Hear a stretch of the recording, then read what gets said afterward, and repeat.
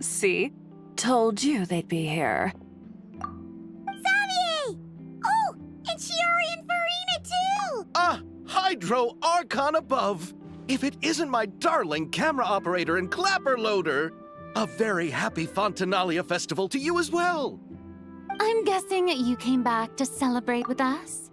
Yep, and help out too! Even though the last festival had some unexpected hiccups, making the film was still super fun. Since you're all here together like this, you must be planning on entering the competition, right? Of course! A celebration of the entertainment industry. No one who's anyone would choose to sit this one out.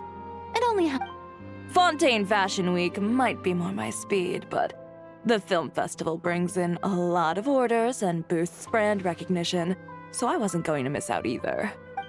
A few new awards have been added this year, too. Best Director, Best Costume Design, oh, and Best Camera Operation. Ooh, sounds like we've got work to do. Come on, tell us! What's Musketeer Pictures film gonna be about? Oh, about that. What's wrong, Xavier? What's with that look? Oh, man. You weren't scammed by some shady investor again, were you? No. Even I'm not naive enough to fall for something like that again. Besides, thanks to the fine people here, Musketeer Pictures has more than enough funds to shoot without investors. And yet problems persist. Huh?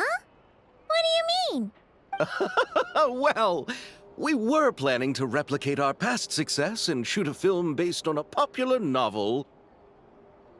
But as we were holding auditions for the female lead earlier today, a striking young mademoiselle wandered in by accident. Her disposition was simply ethereal. The look in her eyes somewhat melancholic. Oh, I wish you could have been there. The awe. You had to be there, friend.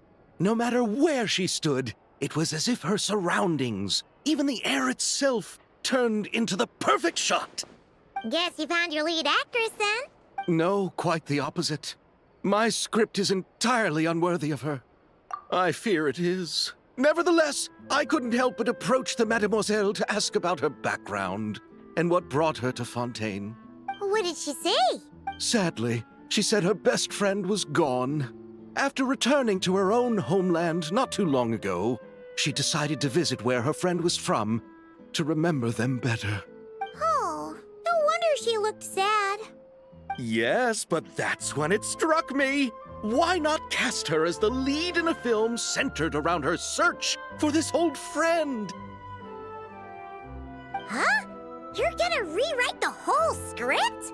But is there even enough time? Isn't the prep work super complicated? We might not finish. Think about the difficulties we faced with the two Musketeers. We had to start from scratch back then, too. I'd say we're ahead of the game this time. Guess so, but... Don't worry, Paimon. Shiori and I have evaluated the proposal, and we support Xavier's decision. I won't really need to start on the costumes until the cast is finalized, so it's not too much extra work for me. Oh, fair mademoiselles. How can I ever thank you? Finishing the script would be a start. You know, compared to a commercial popcorn flick, I do prefer the idea of shooting a more artistic film. One that leaves a profound and lingering impact in the hearts of the audience. I agree. True trendsetters are the people who dare to go against the grain. Well, leave it to Director Farina to have a vision. Honestly, though, the artistic passion of everyone at Musketeer Pictures is inspiring. Anyway, now that we've heard so much about this lead actress, Paimon's gotta know who it is!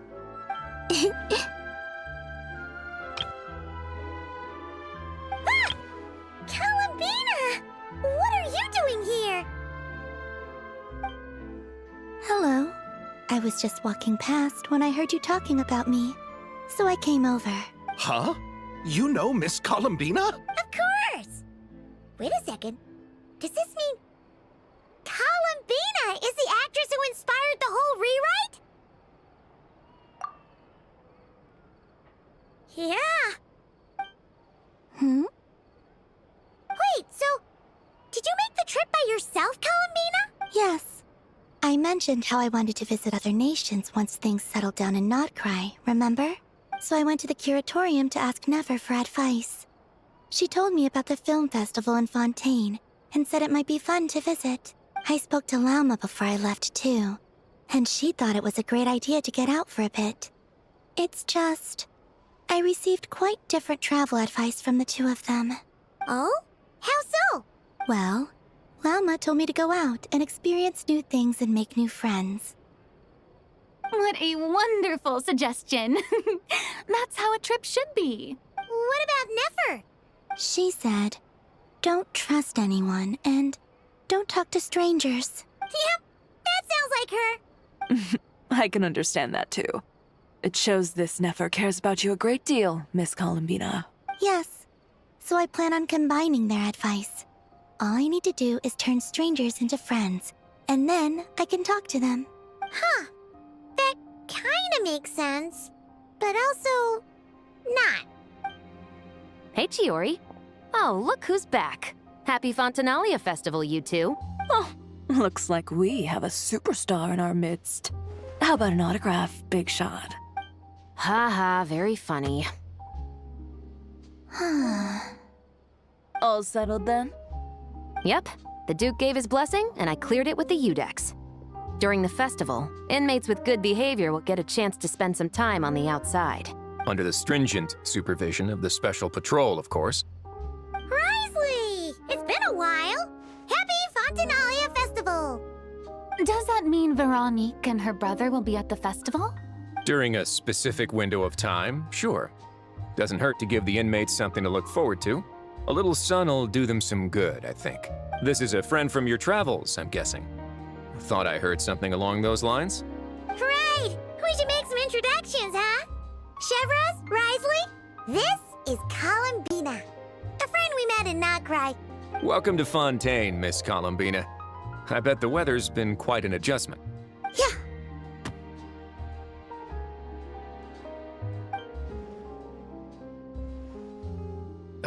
And not the good kind, I take it. No, I quite like it. It's a lot warmer than Krai. Then what was the punch for?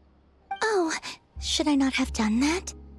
The flowers that bloom here are so vibrant, and the people are so kind. I just wanted to become friends as fast as possible. Ah, so that was meant as a gesture of friendship. Is that right, Miss Columbina? Mm-hmm. Isn't that what friends do? Right. Might have been a bit premature in this instance, though. Your friend here is quite the character. Good thing we said something. You weren't seriously gonna go around punching every single person in Fontaine, were you? No, just the ones I wanted to be friends with. That's not... What Paimon's trying to say is, maybe keep the punches to a minimum until after you're friends with someone. If you say so. You're quite the character, Miss Columbina.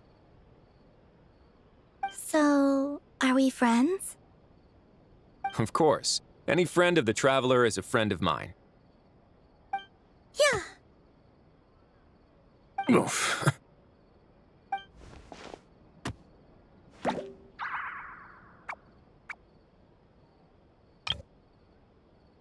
When it comes to friends, you sure know how to pick 'em. So Miss Columbina is the lead actress I've been hearing so much about. The whole thing about her aura is starting to make more sense. You gonna be part of the film this time too, Chevros? That was the plan. But now that Mr. Xavier has changed the direction, I don't think I'm in quite as many scenes. It's all for the best, though. A different crew asked me to help consult on some of their musket work. Oh, sounds like our trusty musketeer is as popular as ever. I'm just going where I'm needed. I'm more than willing to help with whatever this production needs as well. Ah, well, speaking of, would you happen to know if there are scenic locations around the court of Fontaine that other crews haven't booked? The festival's pretty popular this year, so there's not a lot left. You might just have to talk it over with the other productions and see if they'll let you squeeze in here and there. I see. Having trouble finding a filming location? Yes, we made a last-minute decision to go down a different route, so the indoor locations we reserved are no longer a good fit. And You know, I might know a place. Good views, good atmosphere, and no production team has snatched it up. That sounds perfect! Where is it? You want me to reveal it just like that? Come on, let it be a surprise. As much as that sounds riveting, I think we should divide and conquer. You go do that, and Director Farina and I will take Miss Columbina around the city to discuss lighting and styling. Is that all right with you, Miss Columbina? Traveler? Yeah, everyone here is our friend. So don't worry about a thing and just focus on enjoying your trip. Okay. All right, then the Traveler and I will go check out this potential filming location. It might even give me some inspiration for the new script. I'll leave this to the Duke then. Until later, everyone. Maybe we'll run into each other on set. Okay then. Lead the way, Risley. Paimon's not built for suspense. Let's get this show on the road. Who said anything about roads? Huh?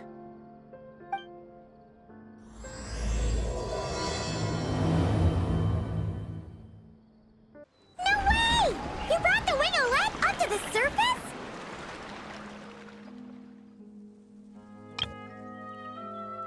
It'd make quite the grand backdrop for a film, don't you think?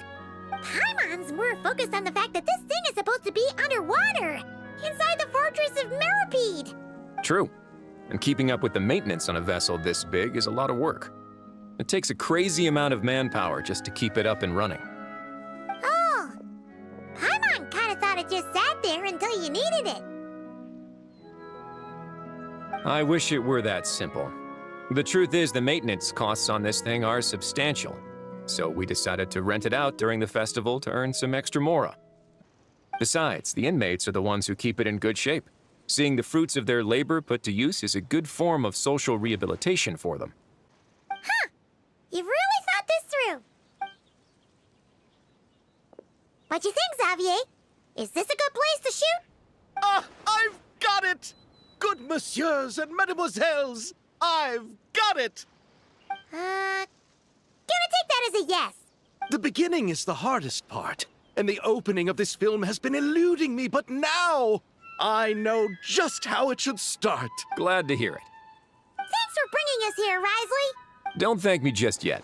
This isn't quite a done deal. Huh? Not a done deal as in someone already rented it out? You said no other production teams had snatched it up. This person isn't affiliated with a production team. The rental fee was high enough to scare off plenty of other film crews, but she didn't blink. Made quite the generous offer, and didn't even attempt to haggle. Do you know what she plans to use it for? I'd like to at least have a rough idea before going in to negotiate. I didn't ask for the details, but I did see what looked like a fishing permit and a business license on her desk.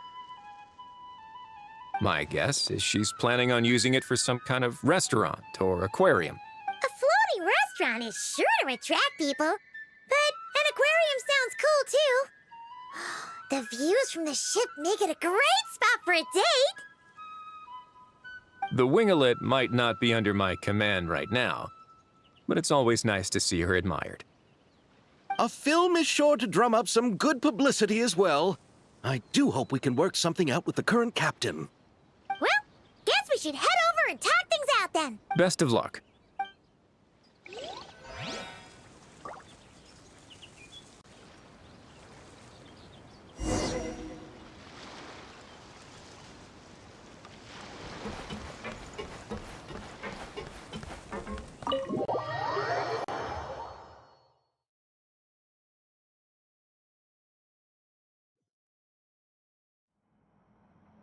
Wow!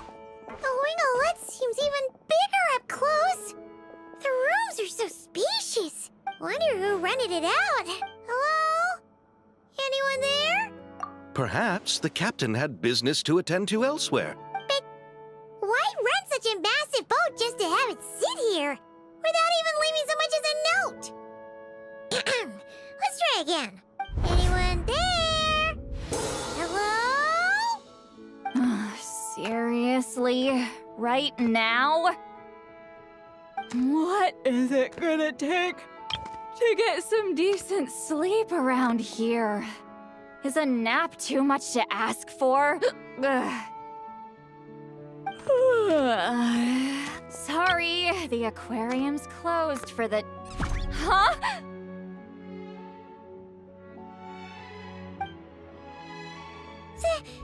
See Lolly? Traveler! Paimon! Hold on.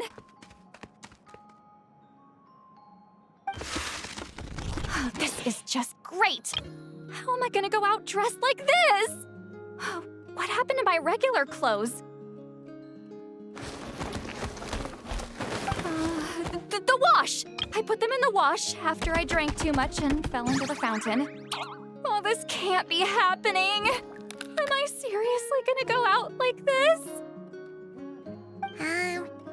Think we might have caught her at a bad time.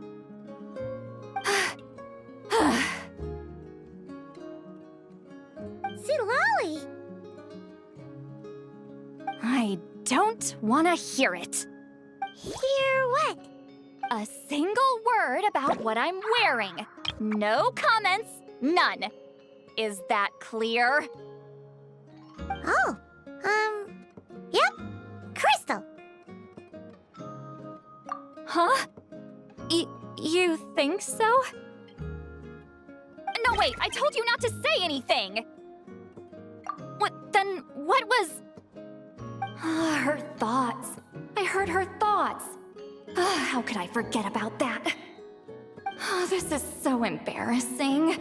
I seemed a little too pleased to get that compliment, didn't I? Wait, the mind reading went both ways.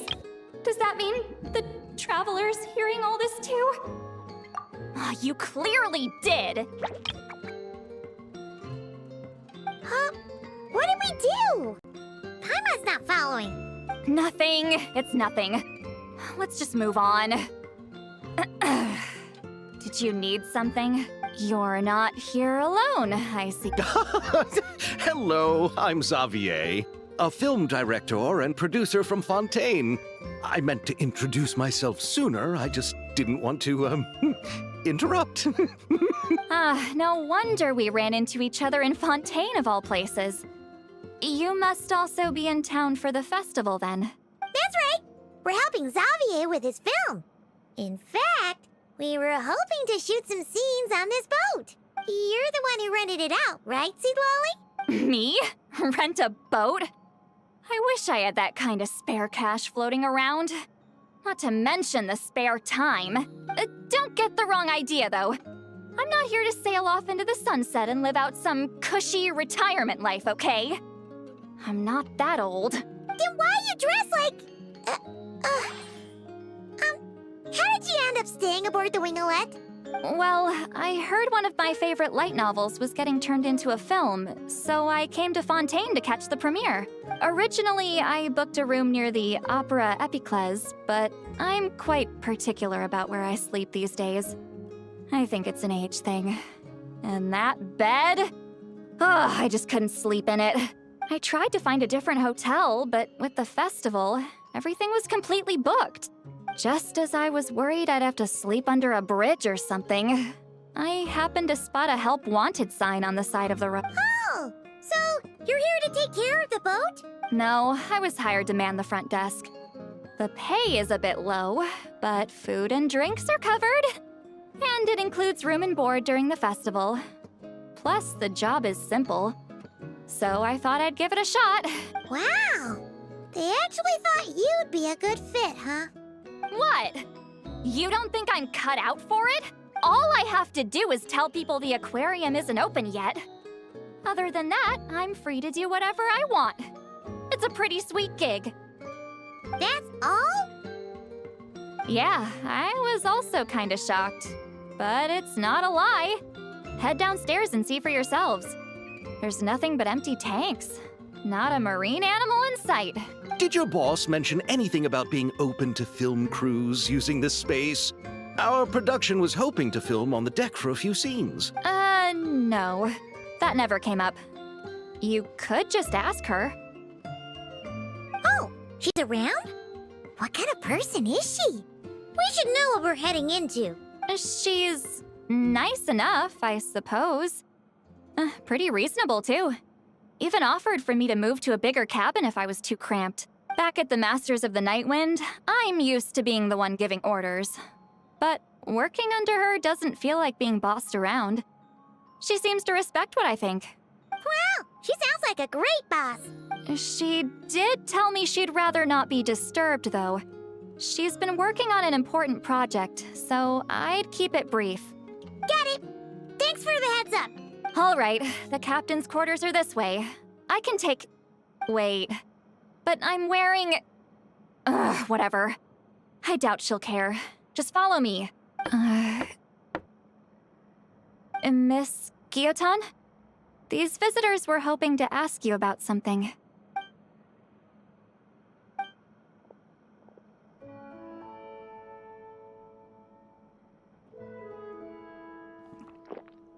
I thought I said to limit the interruptions. Just tell them the aquarium is still...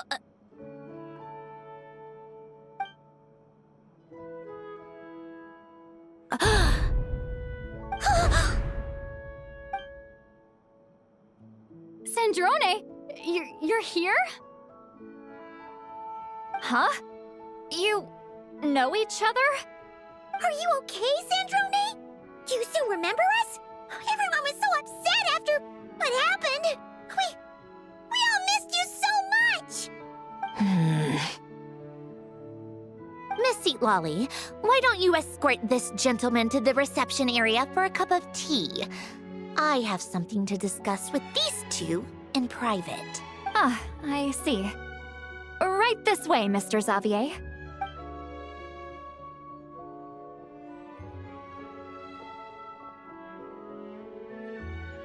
Sandrone? I really can't go anywhere without running into you two, can I? Are you okay? During the battle, your core, it was... Destroyed by that bastard dottore. That's right. But as you can see, I'm fine now. No major issues. Or at least, there shouldn't be. Oh, what a relief! Oh, why didn't you tell us sooner? Or come back to see your friends? Now that I have the chance, I just want to say... Thank you for saving me. Huh? Don't get the wrong idea. I only saved you so we could complete that formula and defeat dottore once and for all. Even if he did crawl back from the grave to make us all miserable again. That doesn't matter. You're still a hero. All right. But it wasn't just me. All I did was lend my brilliant mind to the cause and take care of one part of the plan. You got that right. You're amazing. But how did you go from a... From a lifeless pile of scrap to looking like this? Well, my mom was trying to put it a bit more gently, but... yeah. Where do I even start?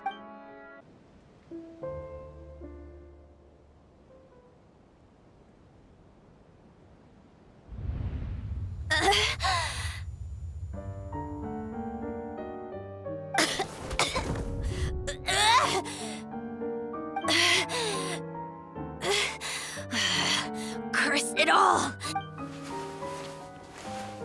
Where am I? Did we do it? How much time has passed? I'm not in one of that lunatic's experimental labs, am I? Wait, Fontanian decor. Books from the Research Institute. Phew. One thing at a time. Initiate self-diagnostics. Assess the extent of the damage. Cut power to compromised, non-essential components. Then reconstruct available action modules. Severe damage to the core. Dottore, you bastard. Polonia?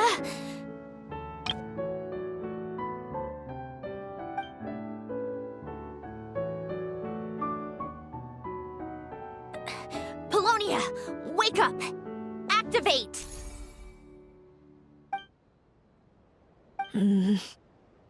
You're in even worse shape than me. Internal gears and energy circuits are barely intact. Extreme damage to the core, just like me. Rebooting is off the table. Even if I could repair the damage, I don't know if...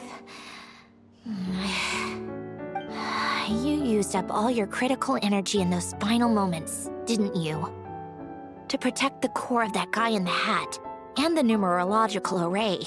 Wait, the array. Yes! The prototype is still here, but can I even run it in this state? Whatever. I have to try. I just need to confirm one thing. Activate the numerological array. Connect the computing core to my body. Just like I thought. It needs too much computing power.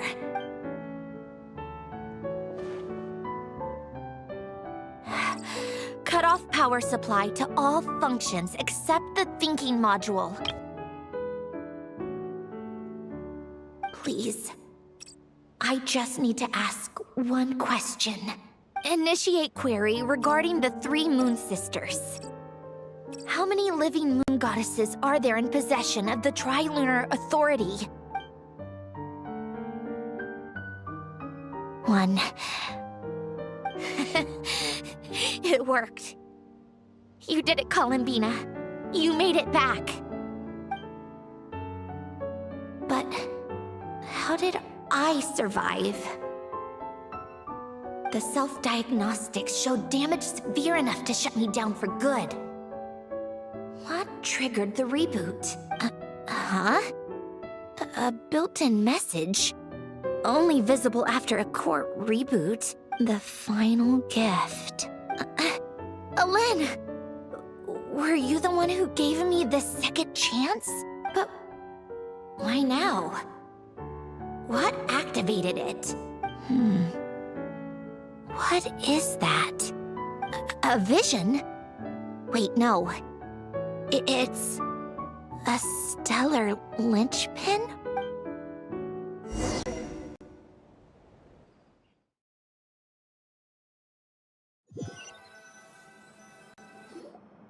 A stellar linchpin? What's that? You can think of it as a rare kind of vision. As for what causes one to manifest, well, that's still unknown. But in Snezhnaya, or in Afatui's research at least, it's believed to have some connection to the third descender. The third descender? We knew his remains were used to create the Gnosis, but this is the first we're hearing about a stellar linchpin. You knew about the remains? Right, of course. Look who I'm talking to. Yes, the heavenly principles used the remains of the third descender to create the 7 Gnosis as a means to consolidate the Archon system. Visions result from that same system, so extrapolating from there, it's clear that the manifestation of a vision is also, to some extent, related to the third descender. Still following? For those that wield them, visions serve as a means to channel elemental power. The same is true of stellar linchpins. The difference is that, when wielding elemental energy, stellar linchpin users often exhibit a unique kind of power that seems to come from beyond to that. It's believed that, when a stellar linchpin manifests, impurities from the remains of the third descender get fixed in place. Hence, we've heard that visions can appear when someone has a really strong wish or desire. Stellar linchpins sound kind of similar, so does that mean... Huh? Oh, don't look at me like that. I've never had any grand wishes or aspirations. Just a list of things that drive me up the wall. So if you're asking why this thing appeared, I have no clue. All I know is that without it, the gift Alen left me, this built-in second chance, never would have triggered. The damage to my core was too severe. But thanks to the stellar linchpin's manifestation, it did trigger. And after my core rebooted, I was able to repair the damage to my body. I also managed to import the numerological array, along with some of Polonia's surviving algorithms, into this form. Wait, does that mean Polonia is... Yes. Unfortunately, Polonia is... beyond repair. Oh, we're so sorry to hear that. But you also mentioned something about a final gift? Yes. Alen often spoke to me about wishes and desires when he was alive.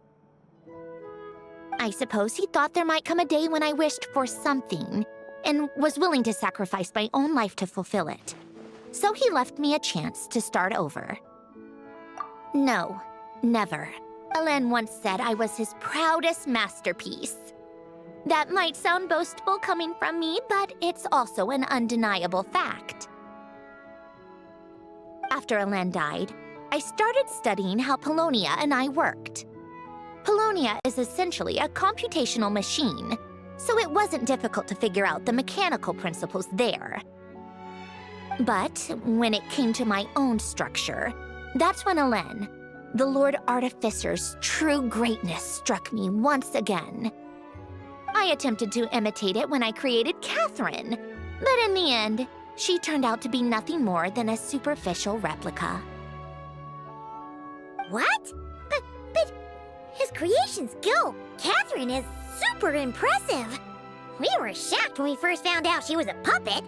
No, she's nothing compared to what Alen was able to create. Some of the mechanical principles of my own core are still a complete mystery to me. Keeping that gift hidden wasn't even a challenge for him. Just a shame I had to waste it on fighting dottore. I just couldn't stand the thought of him coming out on top.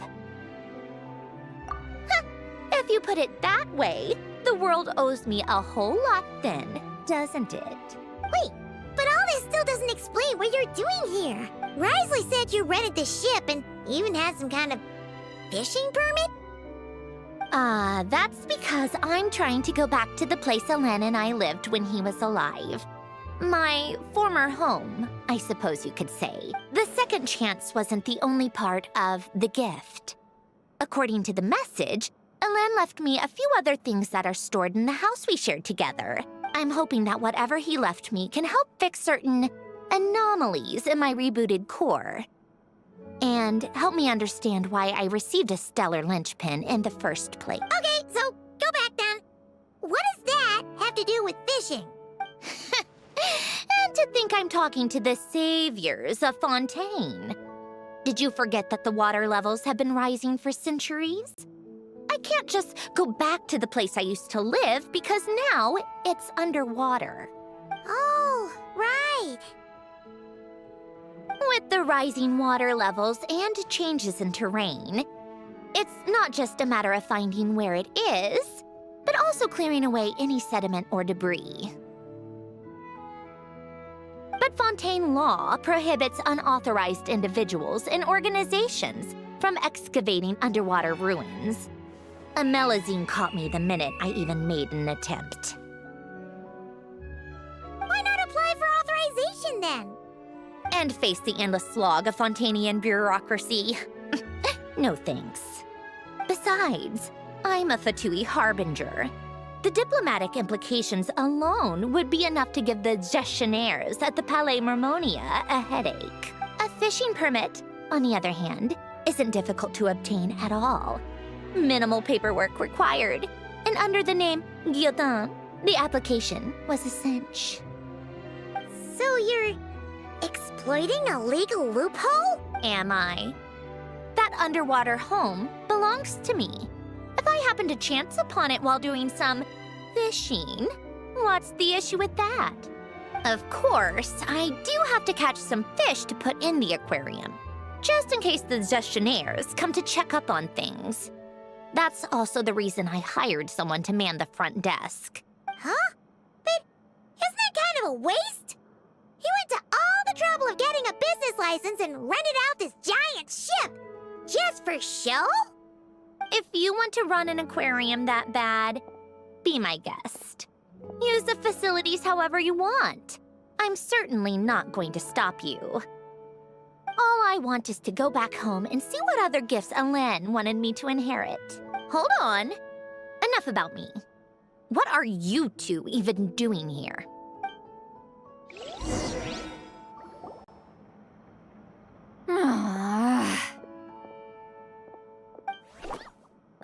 Seriously? They've been in there forever. The reaction when they saw each other was strange, to say the least. You're lucky I was nice enough to leave the room and give them some space. Back in the Masters of the Night Wind, I'm the one who gets to kick people out. I just want to know what they're talking about. Should I cast a little eavesdropping spell? No, what am I thinking? I'm Granny Eastly, the great shaman of the Masters of the Night Wind. I can't do something like that. This is just ridiculous. Making me wait out here for so long? Where's their respect for their elders? Oh, here they are. Were you back there arguing or something? What took you so long? The two of you are already acquainted with Miss Guillotin, then? Oh, yep. But don't worry, we got everything sorted. Sandrone agreed to let us shoot on the ship, but it has to be when she's not here. When she's not here? That's right. You'll excuse me if I didn't exactly ask for this little reunion. I wasn't planning on seeing anyone. Like I said, my core is severely damaged. Even with the gift, there are anomalies that are making things unstable. I don't even know if I can continue to function without issues. So the priority is to fix these anomalies and get answers to my own questions. Then, I can see the people that need seeing. Anyway, just let Sandrone know when you plan to film Xavier, and she'll, steer clear. I do hope I'm not causing Miss Guillotin too much trouble. No! She just wants to keep a low profile for her own, complicated reasons. Understood. I'll be sure to keep that in mind. Oh, and see Lale? Huh?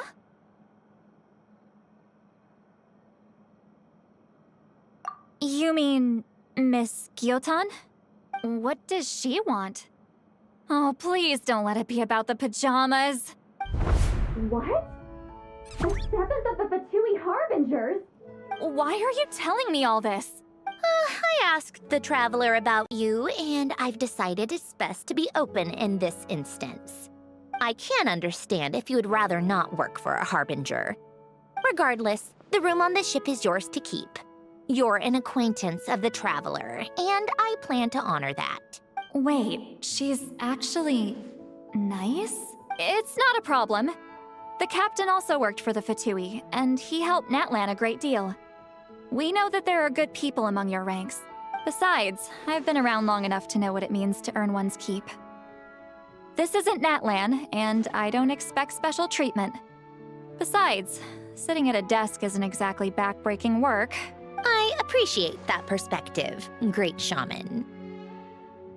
Seat Lolly. Just call me Seat Lolly. That title makes me sound so... old. Well, Seat Lolly, the Traveler and I are looking for something, so we'll be heading underwater together soon. I'll leave the ship in your care while we're gone. Together? How often? Not too often. We're heading out in a bit, but I'll be available if you need something. You couldn't, go alone? I wanted to, but she was concerned about my physical well-being, so she offered to come with. Guess my mental well-being means nothing then. Huh?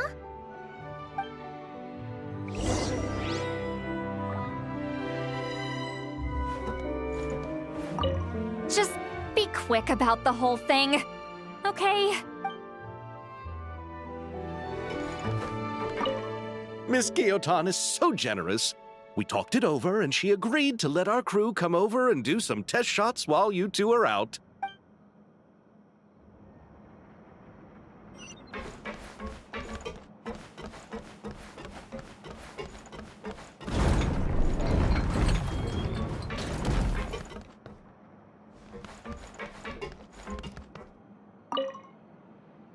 All right. Our first stop is the Beryl region. After Alain left the Fontaine Research Institute, he lived in seclusion somewhere around there.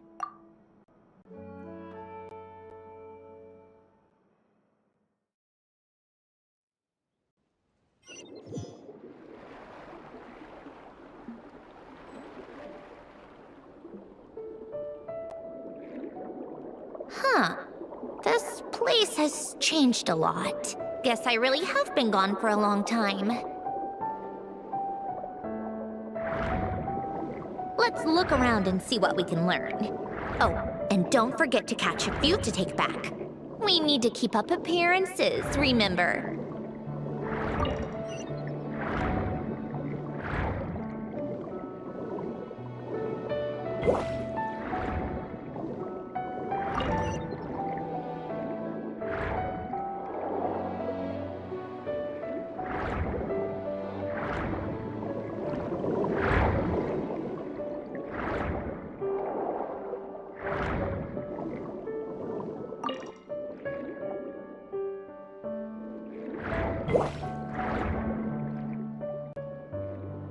Poisson isn't too far from here, right?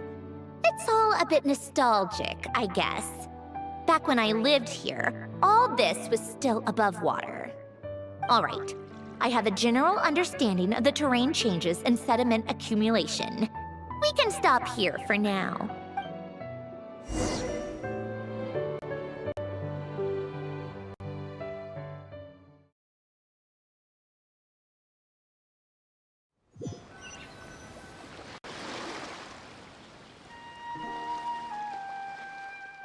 That went smoother than expected. I appreciate the help. No problem. You doing okay though, Sandrone? Seeing your home look nothing like you remember, that can't be easy. I'm fine. Times change. People change. That's the one thing you can actually count on. You should head back and put them in the aquarium tanks. We finished ahead of schedule, so your crew is probably still on the ship. I'll follow in a bit. Right. Xavier said he was gonna test out a couple of shots. I'm sure. I want to take another look around on my own. Okay then. Want us to let you know when the filming is done? No need. Arlebina relies on Kuvaki to perceive her surroundings. In Nodkrai, her senses are heightened because Kuvaki is everywhere. But here, as long as she doesn't activate her abilities, her range of perception should be equivalent to an average person's line of sight. I figured that out back in Snezhnaya. That's oddly specific. I have hiding from her down to a science. So, what? Things might be a bit different now that she's merged with the Moon Sisters. But I doubt there's been a drastic change. The point is, you two can head back. Don't worry about me. Okay, if you say so. Come find us on the ship if you need anything.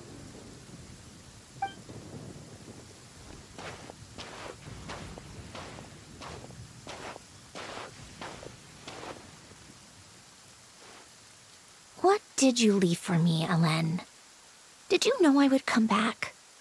Or did you make it so I would have to?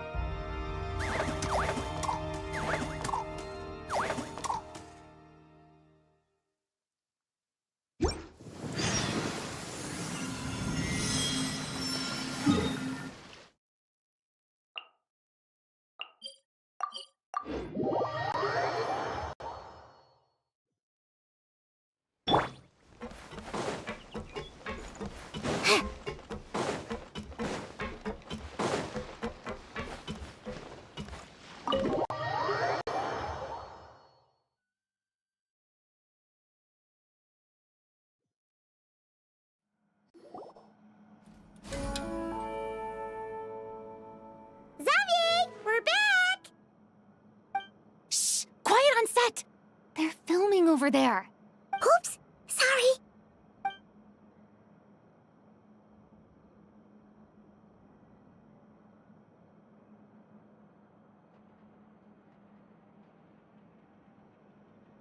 What's your take, Detective?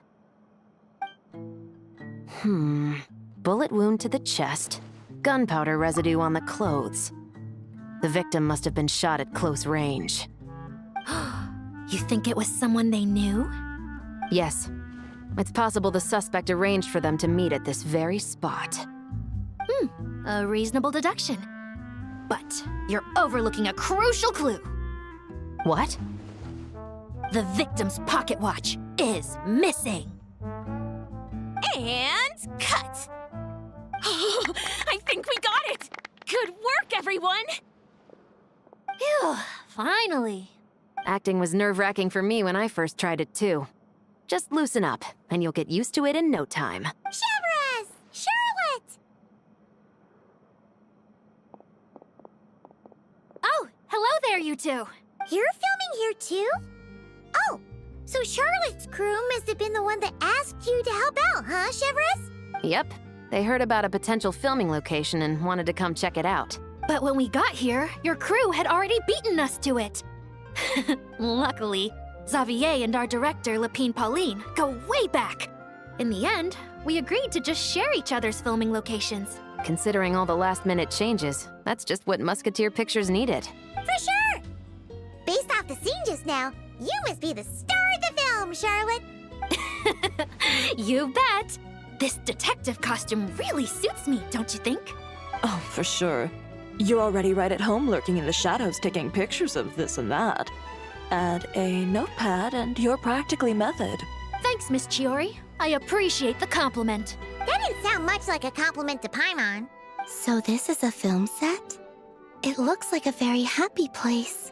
This must all be quite new to you, Miss Columbina. Yes. I watched a few films with a friend once, but she thought there was no point if I wouldn't open my eyes. So she stopped inviting me. Looks like I missed out on a lot. True, but being an actor seems like a tough job. Huh? Most people would swap lives with an actor in a heartbeat. The lifestyle is so glamorous, and the pay is more than generous. But they have to act out lives that aren't their own, with the whole world watching on in judgment.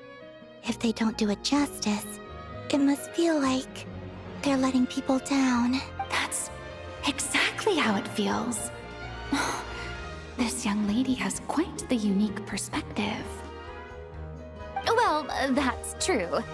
But these actors are here because they want to be and they think it's fun. Most of them, at least. Not to mention, the film we're shooting is based entirely on you, Miss Columbina. You just need to be true to yourself. I don't have to pretend to be someone I'm not? Not at all. Authenticity is what we're after. For example, this first scene opens with you on the boat, sailing to your friend's homeland. You just need to think about that moment in the story and picture how you would feel.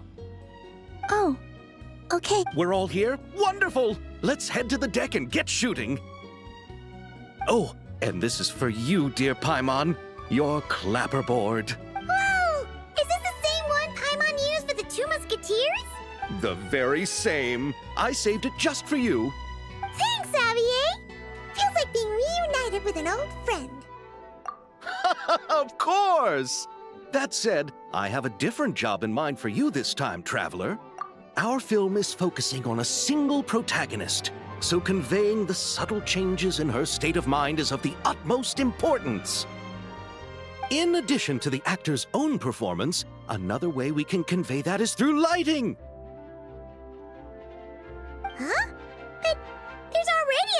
specialist, isn't there? Yes, but it's clear the Traveler and Miss Columbina share a deep bond. You might have a better chance of understanding her frame of mind in certain scenes. Oh, that makes sense. So, what do you say? Willing to take on the role of lighting specialist? It's settled! I leave the job of translating our leading lady's inner thoughts in your capable hands.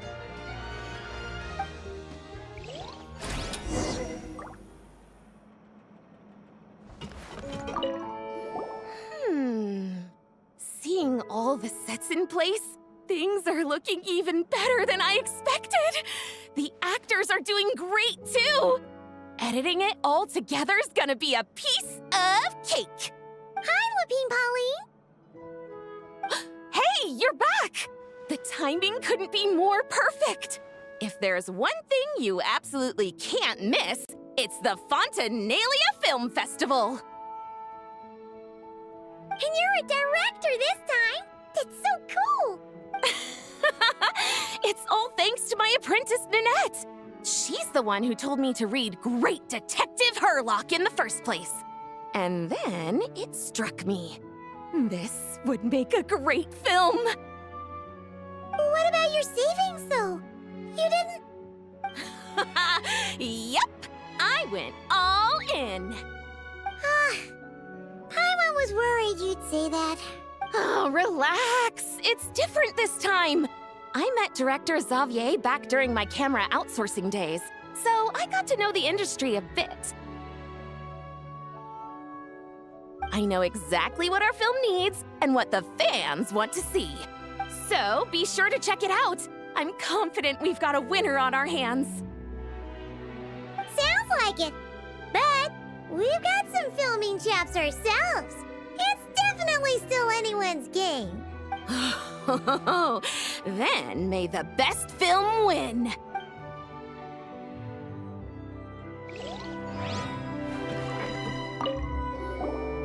Oh, I didn't expect to run into you two on set. Happy Fontanalia Festival. Nice acting back there, Charlotte. Thanks. I'm, usually the one behind the camera, so it's actually pretty nerve-wracking being the center of all that attention. But I've known Miss Lapine Pauline for quite some time, so we work really well together.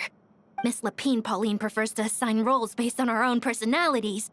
She'll even adjust the script to make it a better fit. The scene from earlier was just me and Chevres, but Navia and Emily are also going to be taking part. Ooh, that's quite the lineup. Your film's leading lady also seems like quite the score. Just on first impressions alone, it's clear she's someone special. Guess we'll just have to wait and see who wins Best Picture and gets to go home with the Farina Award.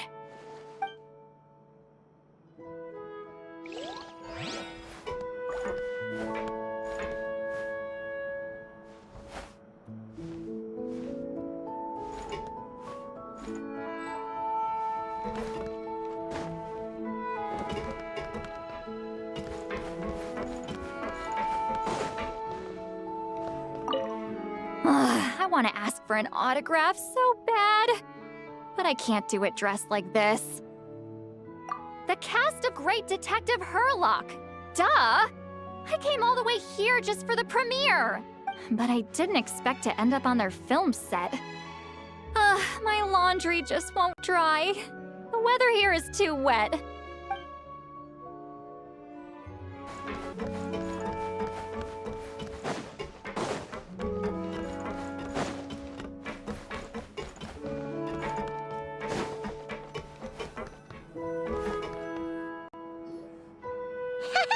Paimon's having a bunch of fun filling up this aquarium. Since Sandrone doesn't mind, we should definitely catch some more fishies and make this place extra beautiful. Hey, you two. Come over here. Huh? Is everything all right? Here. This is for you. What is it? It's an underwater mobility device I've been working on. Huh? Wow! That's so kind of you, Sandrone. It's just a simple mechanical device. I saw the way you were catching fish and... how should I put this? It seemed somewhat... unsophisticated. To be perfectly frank, I found it quite difficult to watch. Was it really that bad? It was inefficient, unskilled, and completely and utterly inelegant. No need to apologize. Everyone has their own ways of doing things. But seeing as you plan to keep adding to the aquarium, it might be best if you use this device. The waters of Fontaine are home to more than just harmless ornamental fish. There are plenty of predators who could do you some real harm. All right. Oh, and if you're going for a swim, go now. And don't forget to tell me what you think of the device. I can always make more adjustments if you have any feedback.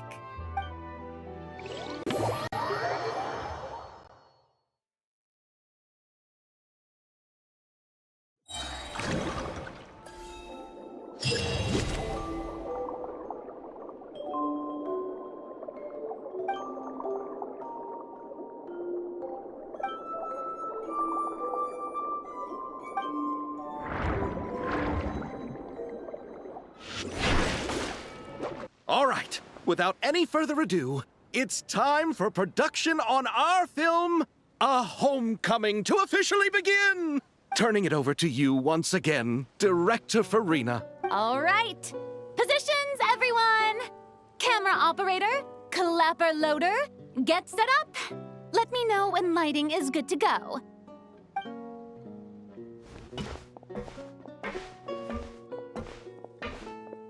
All you need to worry about, Miss Columbina, is hitting your mark. Other than that, just focus on immersing yourself in the emotions of the moment. Okay. Good. Lighting, are we ready?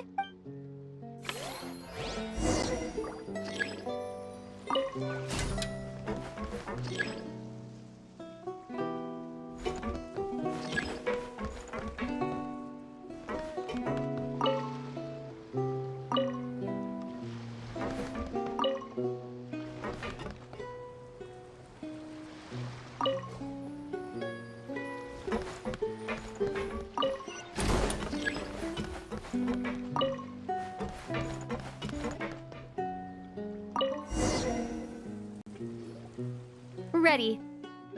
All right, quiet on set. 3, 2, 1, action! This is her homeland. Columbina. Cut! The emotions I'm looking for were definitely there. Let's just try to keep it a bit more natural. Oh, but definitely keep that gesture at the end. I loved how real it felt.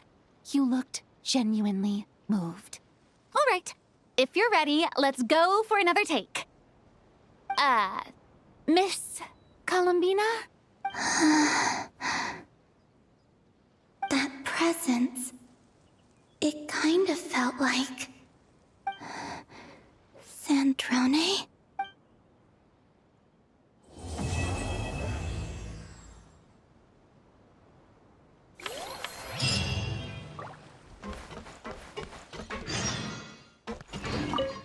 Terrific performance, Miss Columbina. Truly excellent work. Thank you, Director Farina. You really don't mind me not taking off my eye mask? Not at all. Xavier and I already talked it over. The character is based on you, so there's no need to change what you're accustomed to doing. Besides, the mask could become one of the defining traits of our film's leading lady. Just like you suggested, we'll leave the reveal to the more important moments.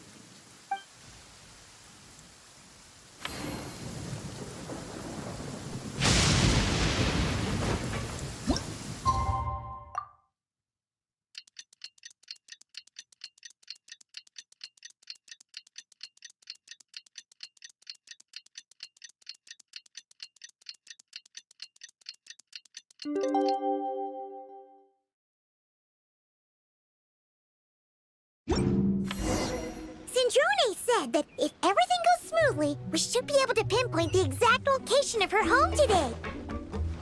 Let's head to the Wing of Light and meet up with her.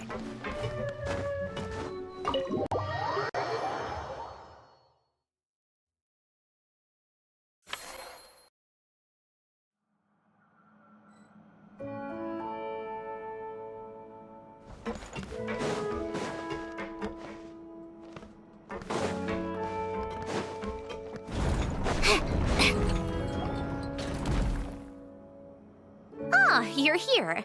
We should get going then. Xavier and the others should be filming soon. How's it going? Have you managed to figure out the location of your home yet? I've narrowed down a few potential locations. We just need to take a sample from each one.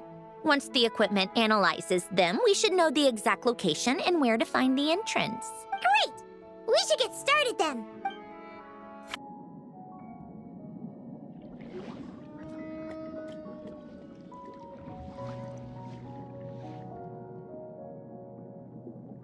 All right, let's get a move on. That should do it. Let's head back. The filming should be just about done. We made good time. We might even know the location by the end of the day. You sound pretty happy about that. Do I? I suppose I've just had enough of these anomalies I've been dealing with. The sooner I can fix them, the better. Anyway, enough chit-chat. We have work to do. Oh, but let's head in through the side door. I don't want to run into the crew on the deck.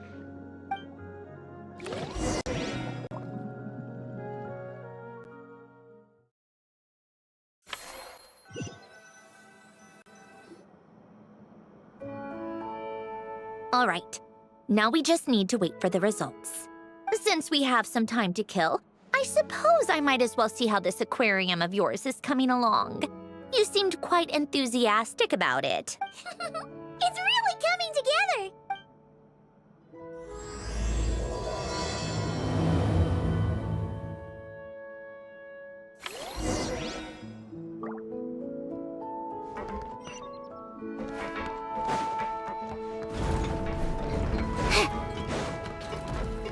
Yeah.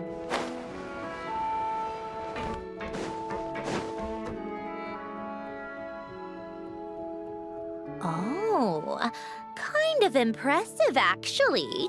These must be the ones we caught the first time we went underwater. Like it? It's fine, I guess. Nothing special. Come on! It sounded like you really liked it just now. You're that proud of it? Is this a sense of accomplishment or something? Well, yeah. And it's pretty. You know it's gonna be gone soon, though, right? What do you mean? After the festival, this ship will be returned to the fortress of Meropide, and this aquarium will be no more. So? So, no matter how much work you put into this place, once the festival is over, it's all just going to disappear. But not making the most of it when we have the chance is an even bigger waste. But if you know it's all going to be gone one day, why even bother? Well, because Because you still get to keep the things you gain along the way. And those are things that can never be replaced. Doesn't that make losing them even harder? well, if you put it like that. But the happy memories we make along the way last forever. You just have to take a more glass half full perspective. Not to mention, everything we do here is gonna be on film, so it'll still live on in some shape or form. And when you look back on it, only happy memories will come to mind. Exactly. So it's about finding joy in the process itself. Traveler! You're back already? What's wrong with that? You say that like it's terrible news or something. How did you get here? I didn't see you on the deck. Oh, never mind. We need to help Miss Guillotin hide ASAP. The crew is heading over here to shoot any second. What? They should be done by now. There was a mishap earlier that cost them some time. I was waiting on deck so I could warn you the minute you showed up. Anyway, you should head back to the captain's cabin right away. They're gonna be here any minute now. Ugh, finally! That's a wrap for the scenes on the deck. Wouldn't have taken half as long if the wind hadn't snapped our equipment in two. Uh-oh! Too late! Change of plans then. You'll just have to hide. Hide? And where exactly am I supposed to do that? Oh, there's a box over there! You can get in that! Huh? You expect me to... Do I need my makeup done for the next scene too? For the love of... Let me see. Maybe just a quick touch-up. Huh? Traveler and Paimon? What are you doing here? I thought you took the day off to take care of something. Huh? Oh, well, it didn't take as long as we were expecting, so we came back early. What about you guys? You're still not done shooting for the day? No. We ran into an issue that, set us back. It meant Miss Charlotte's crew wasn't able to wrap either. We both still have scenes to shoot in this aquarium. Oh, that's not ideal. For several reasons. Let us help then. The sooner we wrap, the sooner everyone can get some rest. All right. Thanks, you two. Miss Charlotte's crew can go first then. If I'm not mistaken, you still have a night shoot later. Thanks, Director Farina! Of course. Fellow artists should help each other out where we can. Agreed. Well then, camera, lights, get set up. Actors, give your lines a quick once-over. Let's try to get this in one take.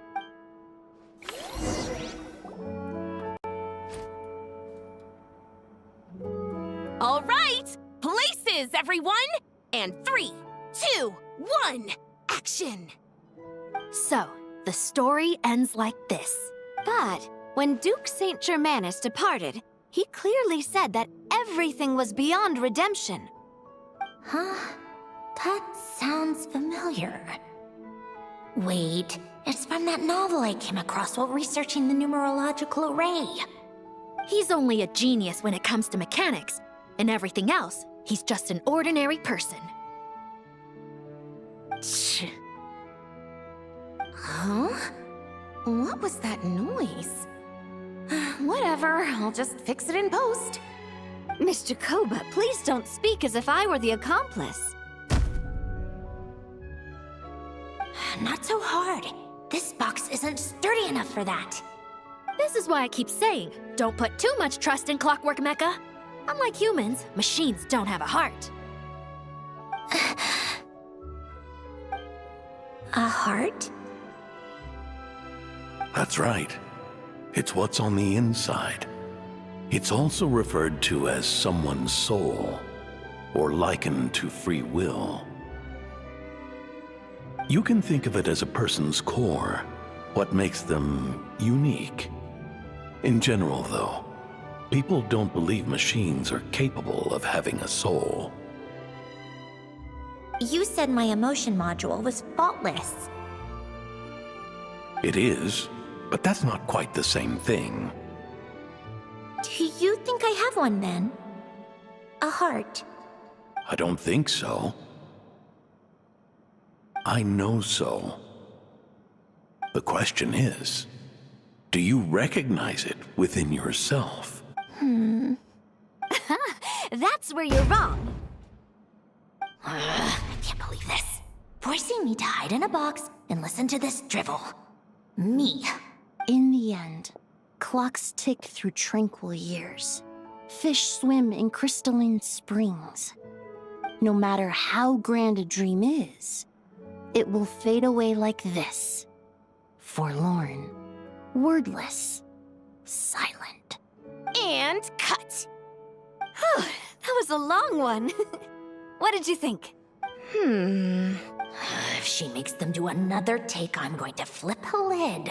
And not just the one to this box. Well, there were some weird audio things going on, but acting-wise, it was great. It's a keeper. Perfect. That means I can get out of this box. It's our turn. Huh?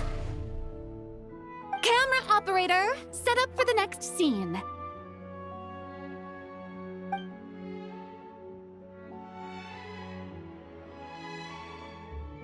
this one. Our protagonist peruses an aquarium in a foreign land and gets swept up in memories of her friend. So, in terms of lighting, that's the vibe we're going for. Got that? Shoot. Paimon thought there'd be a break and Sandrone could slip away.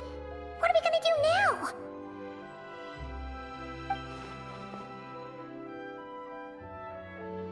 Break a leg!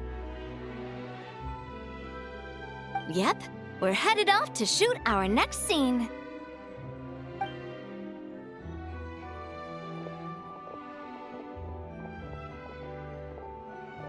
All right, quiet on set. We're about to start rolling. Ready, Miss Columbina? Miss Columbina? I think she would like this. Quick, we should roll on this. It doesn't forage with the others, or prey upon its smaller kin.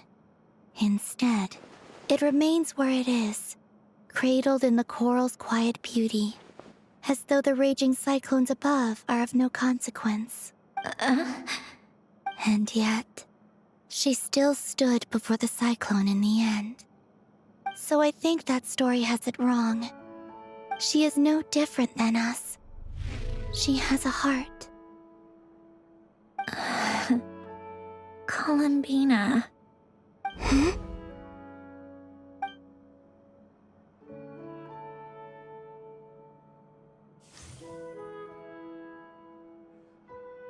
Uh-oh. Is she onto us?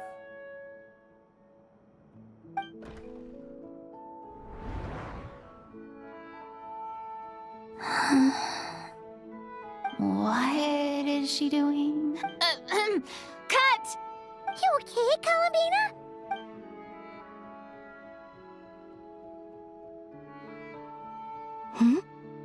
Oh, yes. I just thought... Why don't we take a short break? It's been a long day of shooting so far. That last take was beautifully organic, though. We can use it as is. No need to go again. Thanks, Director Farina. But I'm fine to continue. You're sure? In that case, let's shoot some quick B-roll. Then we can move to our next outdoor scene.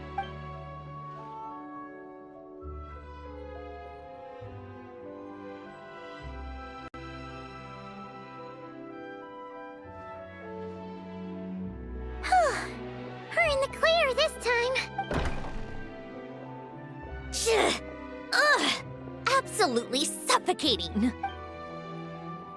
You okay, Sandrone? Right as rain.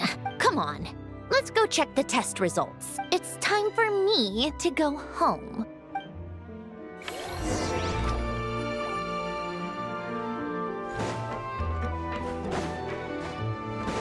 Come on, keep up.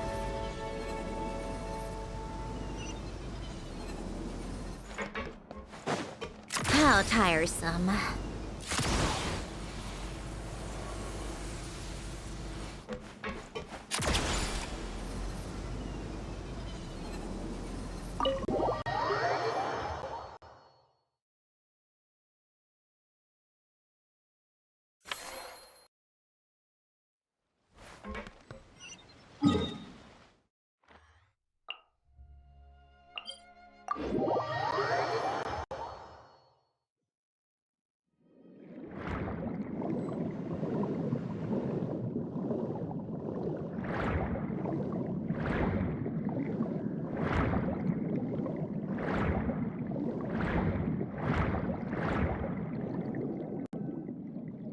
All right, it should be around here.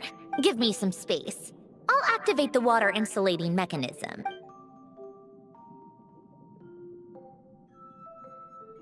The what?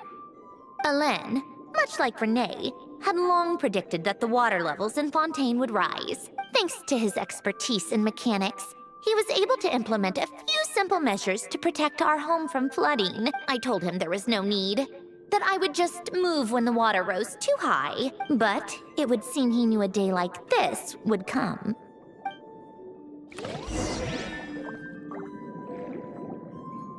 All right, the silt has been cleared away. Go activate the mechanism for the first sluice gate. That will fill the empty middle chamber with water.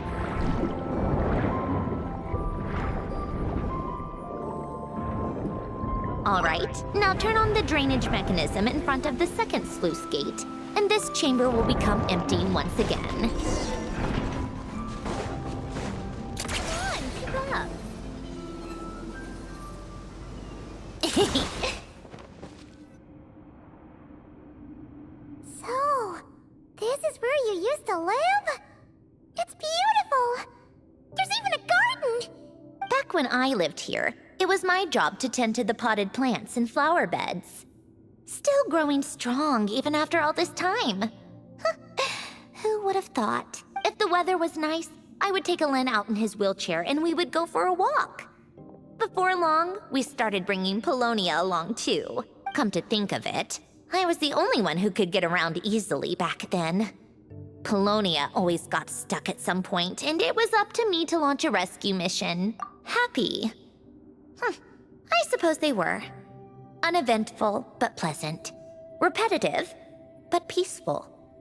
It was like living in a world where time didn't exist. Of course, that was all just an illusion. Death still awaits all of us at the end. Oh, all right, enough standing around. Let's head inside.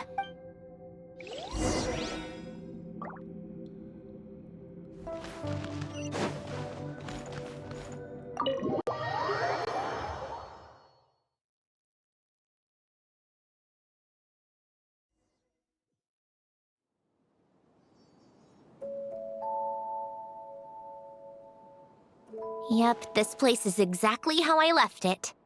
Nothing has changed. What is it? Huh? How did you get... Oh, Arlecchino gave it to you, didn't she? And you... read the whole thing. Just so you know, a lot of that was written a long time ago. At that very desk, to be exact. Anyway, since you've already read it, you should just hold on to it. I can always start a new one. Well, feel free to look around. I'm going to start looking for the gift Alen mentioned. Oh, but be careful with the stuff around here. I'm not saying you can't touch anything. Just try not to choke on the dust. Polonia.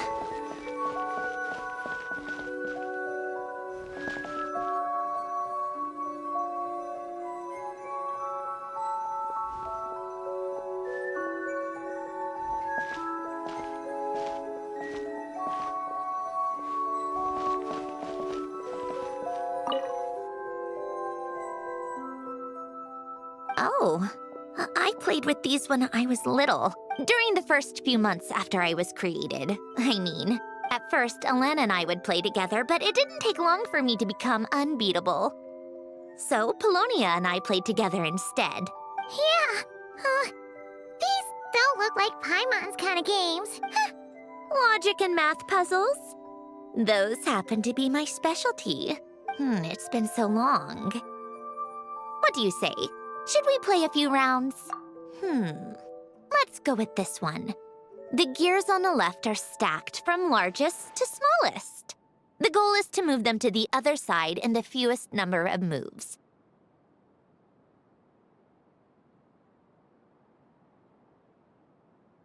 Just remember, you can't stack a bigger gear on top of a smaller one.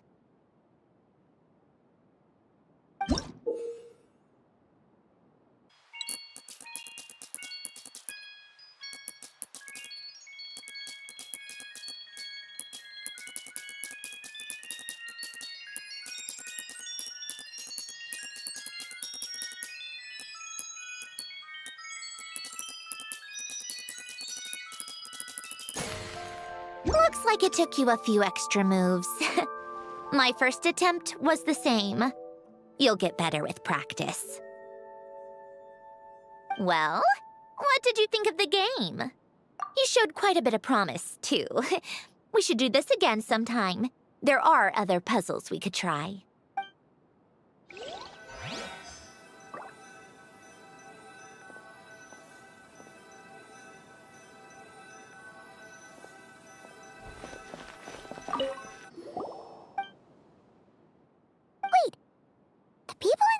picture look kind of familiar. Oh, this was taken when Hélène and Renee were both still at the Fontaine Research Institute. In his later years, Hélène would often sit by the fireplace and stare at this picture, wearing an expression somewhere between guilt and longing. He said he sometimes regretted not helping his friend when he needed it most, even if just to stop him.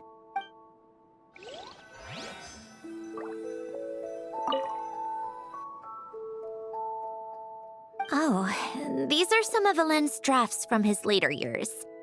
Just casual doodles, really. And these are just some unimportant letters.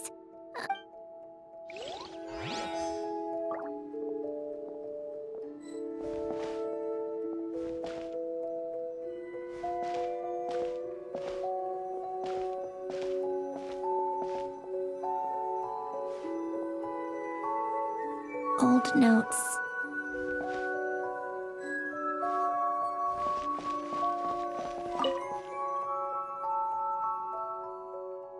This was Hélène's workbench.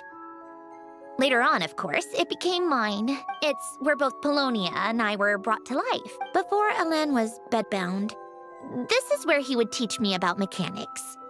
I would sit and listen, chiming in with questions here and there. Later on, when he got too sick, I took over and would work on Polonia here.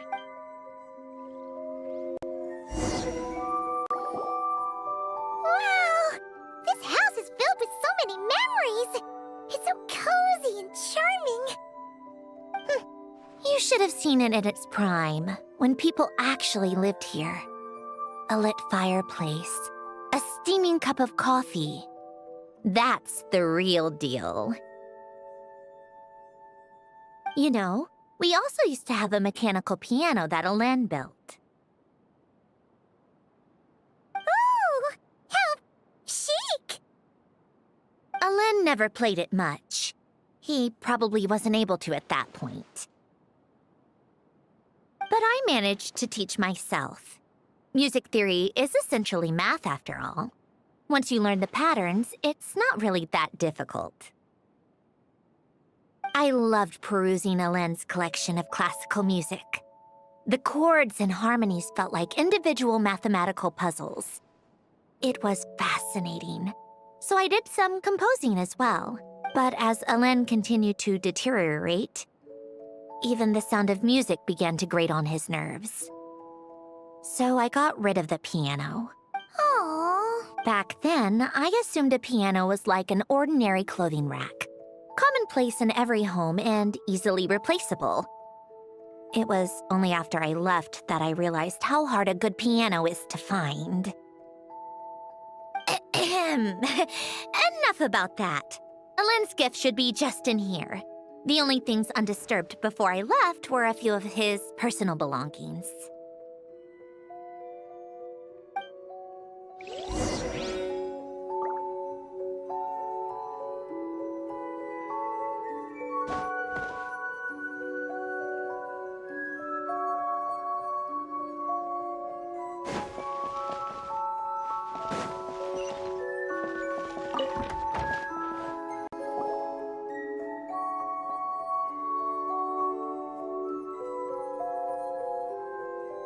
Wait, there's a hidden compartment at the back of this box.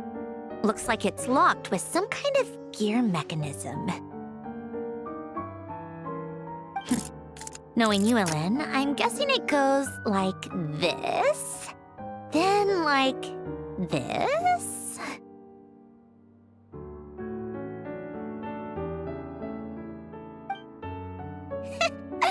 Got it. Am I a genius or what? Let's see here. A box? Well, you gonna open it?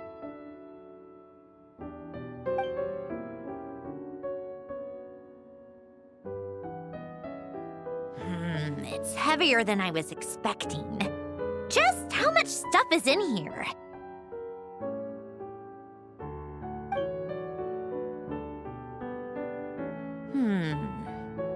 A letter? And a bunch of junk underneath it. None of it seems that important. Wait a second. This should be it. Oh, a cube? It's a multidimensional algorithmic core. Ellen would use it to store information. Only Polonia and I have access. All right, I'll start looking into the core and the letter. Feel free to go through the rest of the stuff and see if there's anything useful.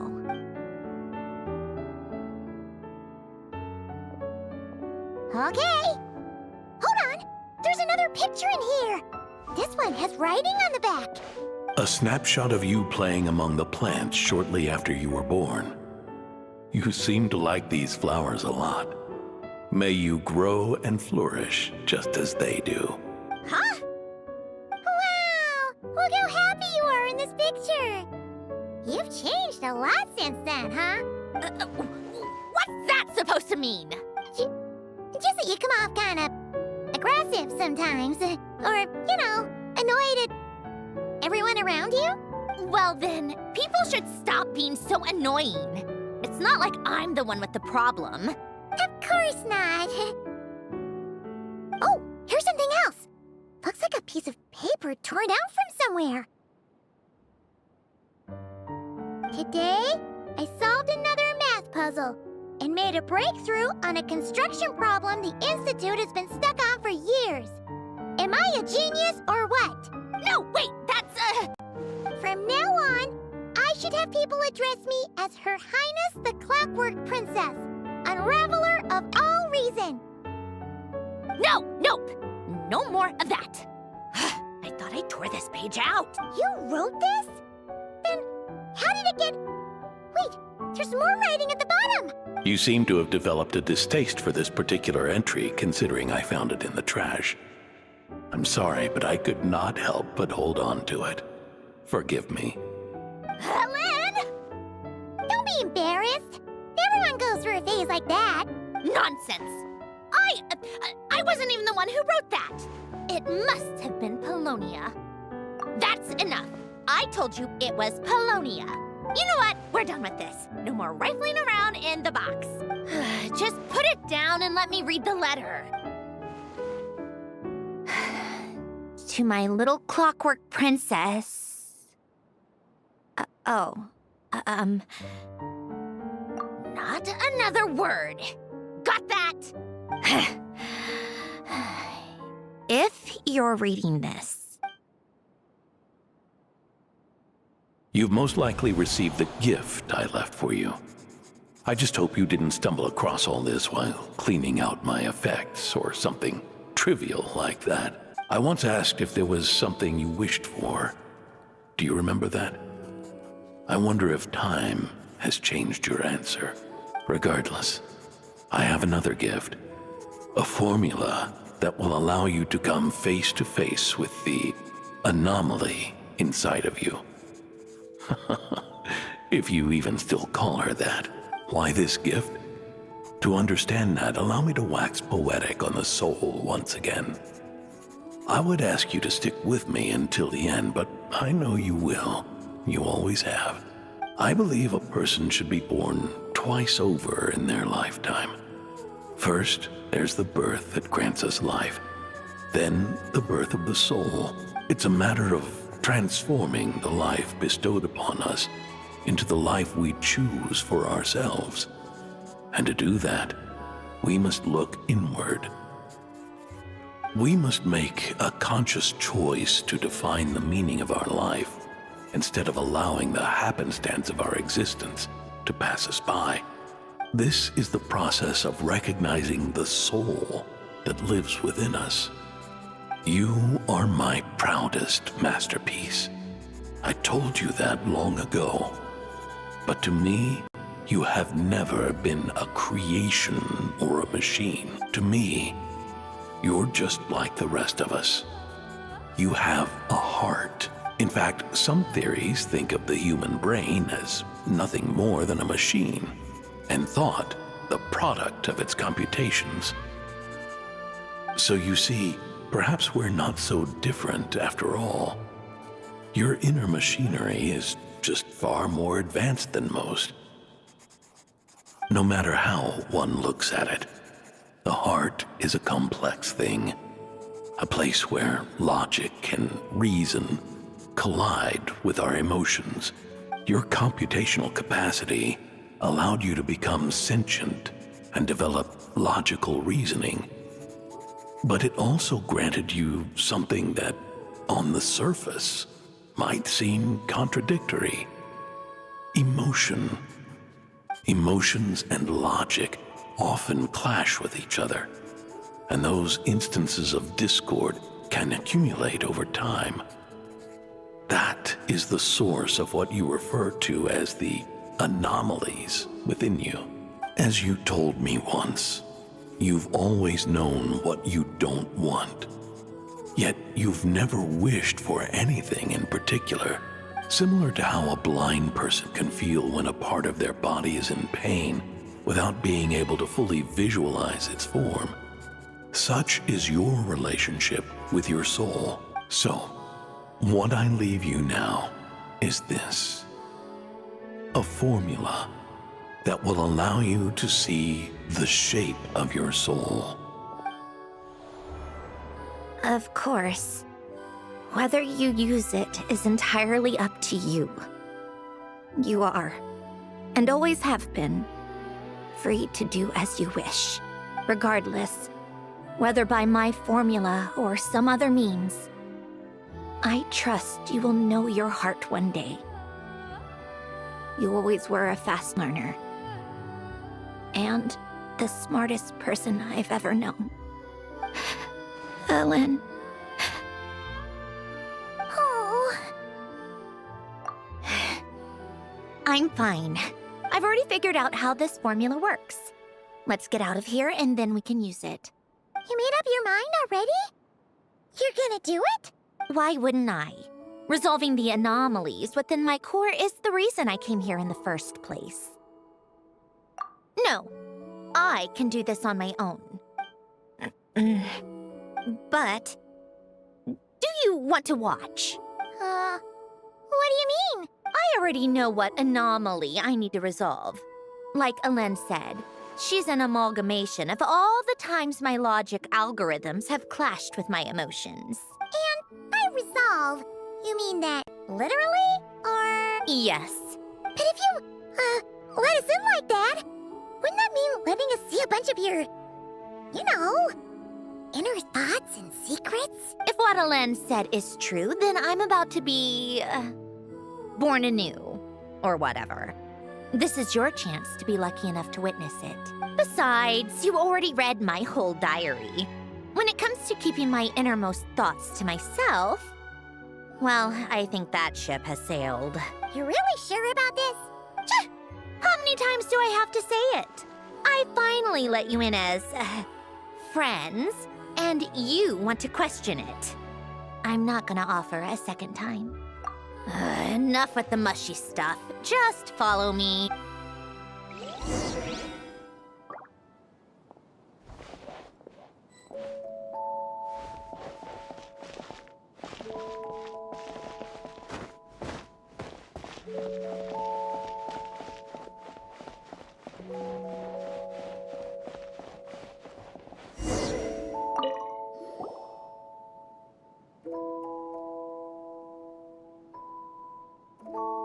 Right. With the numerological array, I can construct a simple formula that will allow you to experience what I see and hear in real time. Oh, just like St. Lolly's scent-sharing technique. Been there, done that. Huh. Sounds like that shaman has some tricks up her sleeve. The arcane and the mathematical are both fundamental laws of this world.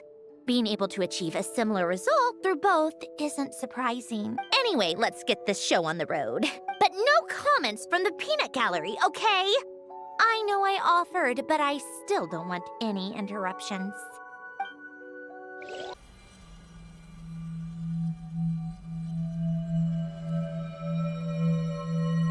Is this my heart? No, it's probably just the result of Alen's formula. Huh. But it looks like the walls are all... mirrors? You made it. About time. Is that me? From the past? You just spoke of anomalies.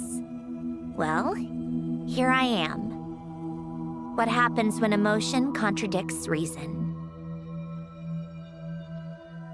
Shall we sit down and talk?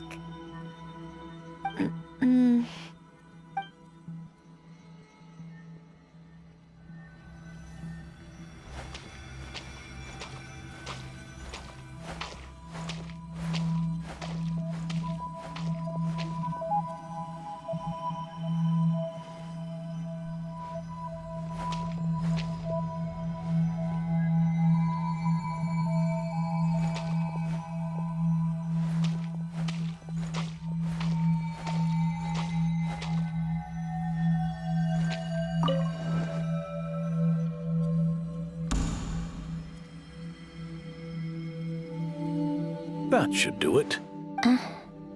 Hello? My name is Alain Guillotin. Can you hear me? Brings back memories, doesn't it? The time we spent here. Here. I want you to have this. A notebook? You can use it to write things down. I don't need to write things down. I have unlimited memory.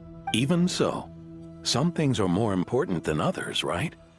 You can use it to write about the things that matter. So you wish me to carry out a basic priority sorting operation? I suppose you can think of it like that for now. But journaling is also an act of finding oneself. Much like we use wooden stakes to guide a plant to grow in a certain manner, what we choose to write down gives the soul much-needed direction.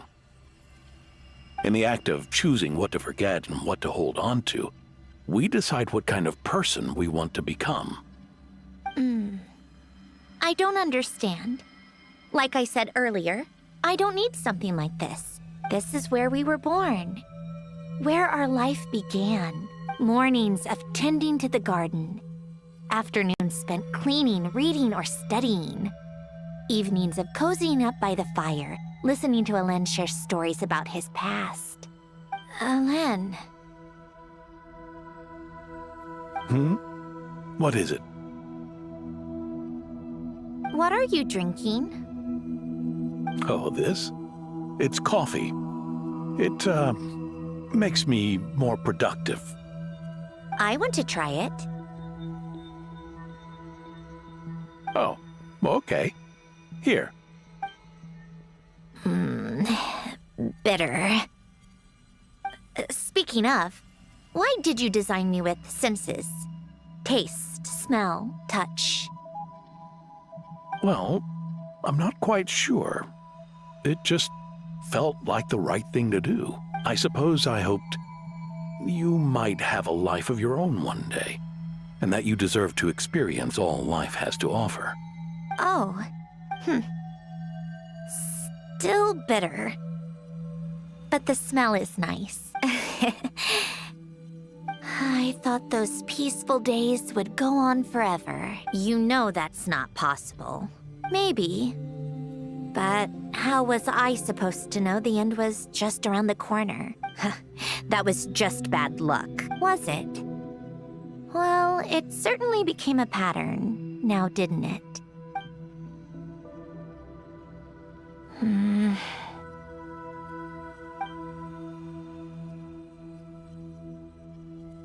Over time, one of the habits we picked up from Alain was a love of coffee. We even took to hosting tea parties, a machine acting like a human. Kind of laughable, right? I suppose that's just what I'm used to. Yeah, that's just what we're used to. Hey, this place isn't half bad. Great spot for a party. More and more people seem to be showing up to my tea parties uninvited. Anyone care to explain? Can you blame me? I saw Columbina leading Capitano somewhere, and I had to see what that was about. I had simply asked Columbina where I might find Arlecchino. I have business to discuss with her, and Columbina suggested looking here.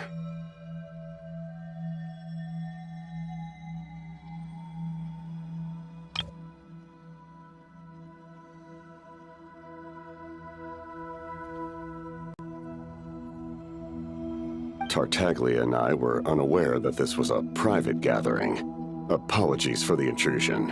It won't be for long. Whatever. Just add it to the list of annoying things that have happened today. What's one more? Since you're here, you might as well stay for a cup of tea. See? Told you she wouldn't mind. Much obliged, Sandrone. Well, look who we have here. Good thing I brought extra desserts. This has turned into quite the occasion. Capitano, I was just about to go find you. Pardon the intrusion. Rest assured, I won't sully your gathering with talk of work. We can have our discussion later. Spoken like a true gentleman. A certain unmannered 11th seat could learn a thing or two. You know, you really should start being nicer to me, Rosaline. Or I might just snatch that 8th seat right out from under you. I'd like to see you try. If you're gonna fight, take it outside. The only mess I plan on cleaning up is tea-related. I still don't understand how our quiet afternoon turned into such a crowded gathering. One by one, people just kept barging in. And then, one by one, they left without a word.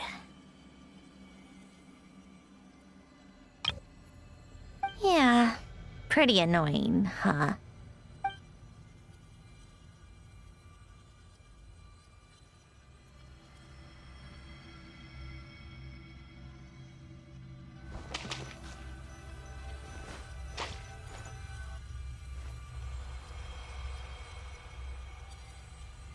Of all my days with the Fatui, the times I spent with you, Arlecchino, and Rosaline, they were my favorite. Goodbye, Sandrone.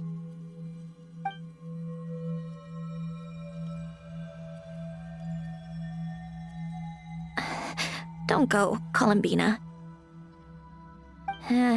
We should have just said that. Why didn't we? If we had, would the story have had a different ending? She couldn't stay. There was no future for her here. She would have just faded away. You're right. I suppose that's why you call me an anomaly. Every time you make a decision, there's a voice inside your heart. My voice, asking to contradict all logic and reason. Why didn't we make her stay? Is it worse to fight for something just to lose it? Or not to have fought at all? Don't you find it unfair? One by one, we keep losing the things we care about the most. But in the end, whether I want to fight for something or cry over all we've lost, you just push it down and pretend not to hear.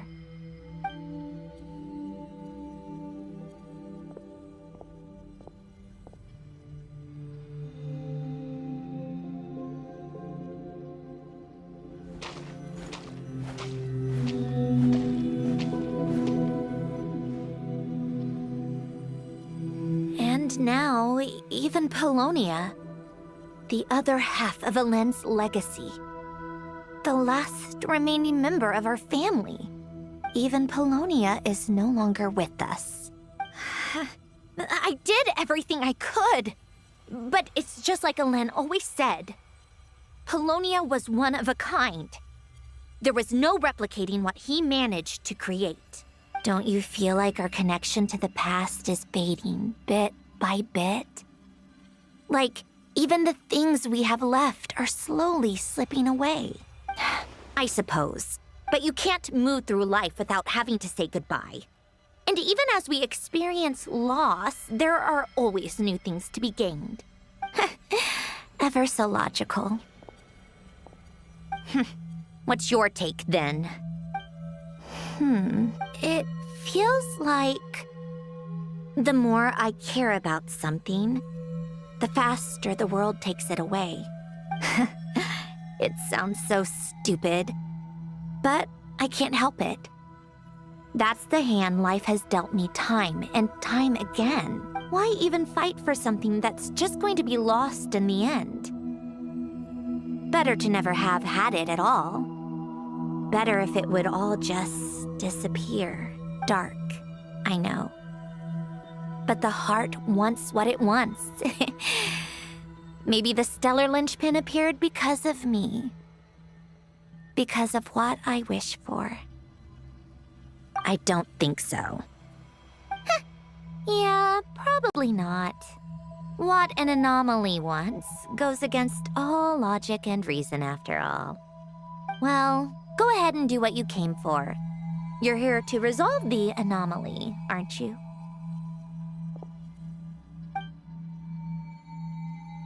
Yes.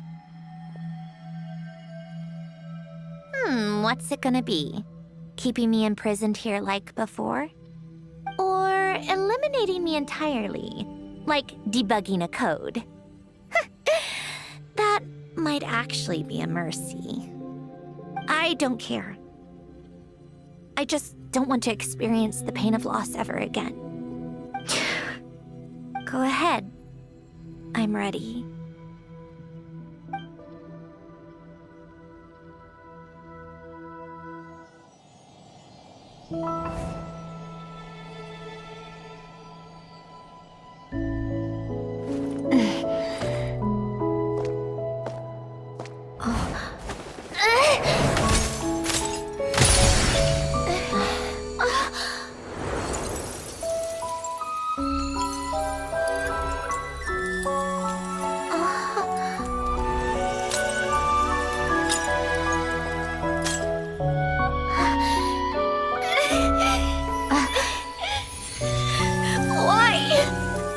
Why do we keep losing everything we care about?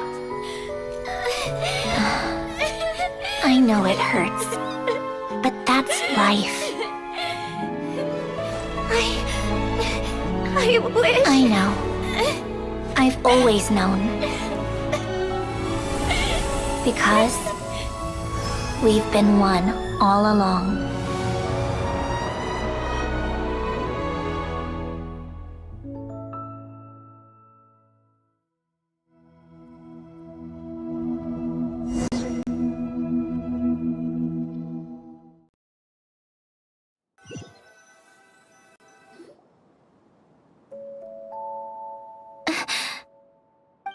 Sandrone!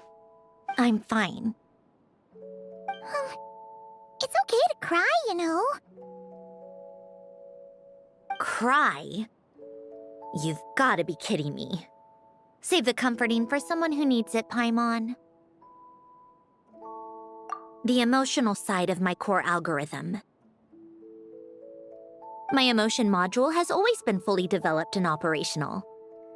Ellen tried to tell me that too. I've just chosen to ignore her voice all this time.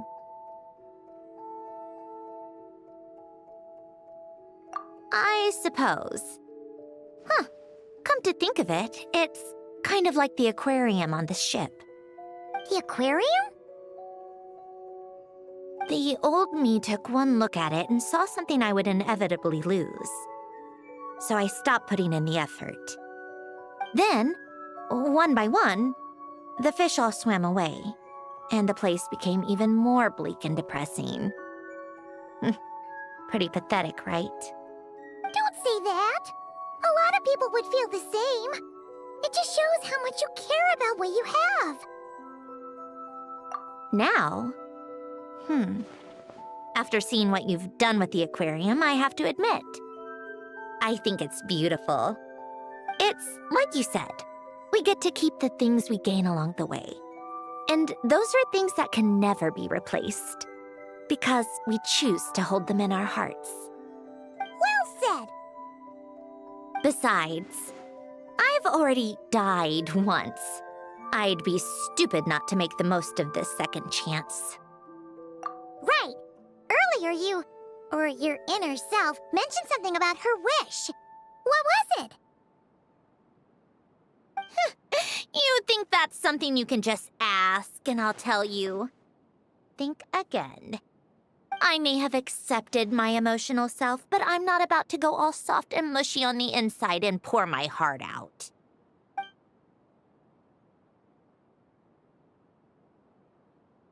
That said, taking a step in the right direction couldn't hurt. Starting with cleaning some old aquarium tanks of my own. Huh? Metaphorically speaking, I mean. Come on, let's head back to the ship. I need to talk to that shaman.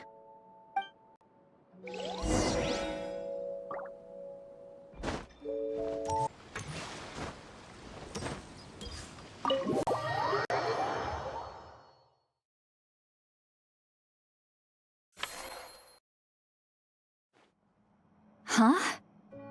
Resentful lost souls? You couldn't get comfortable sleeping near the Opera Epicles, right? Well, I bet that's why. The Fountain of Lucine is where all the water in Fontaine gathers. So that's where the emotions within the water converge as well. Hold on.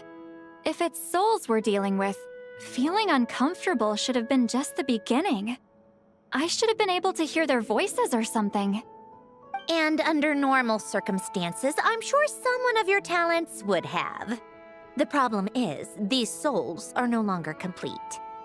Remind me how they ended up like that again? You mentioned something about them being split apart? Yes, it's called soul severing. Renee of the Nartsitzenkreuz Ordo came up with it. After learning of Fontaine's impending doom, Renee thought if he could find a means for the soul to live on in perpetuity, it might ensure the world's salvation. Soul severing was the first step of his research. Unfortunately, his theory of the four orthants was imperfect at the time, and a failure along the way caused his physical form to dissipate. Jakob, another member of the Nartsitzenkreuz Ordo, sought to carry on Renee's legacy and restore his physical form. He even used some of the people who stood in his way as test subjects for his research. By severing their souls? Yes. After Renee successfully awakened, the two continued their research, and all the severed souls ended up merging into Renee's consciousness. After you saved Fontaine by turning Fontainians into true humans, these souls returned to the ley lines. But the souls severed before Renee awakened had nowhere to go, doomed to forever wander the waters of Fontaine as listless spirits. Almost as if they exist outside the bounds of this world. Unrecognized by the ley lines or fate. No wonder I couldn't sense them. Not only that, but over time, they began to fuse with other entities. Their inner resentment lured in all sorts of evil beings, which corrupted and defiled them into nothing more than accumulations of filth. But the full transformation must have been recent. Otherwise, the Udex surely would have noticed. Wait, no, he must know already. That would explain the underwater melazine patrols.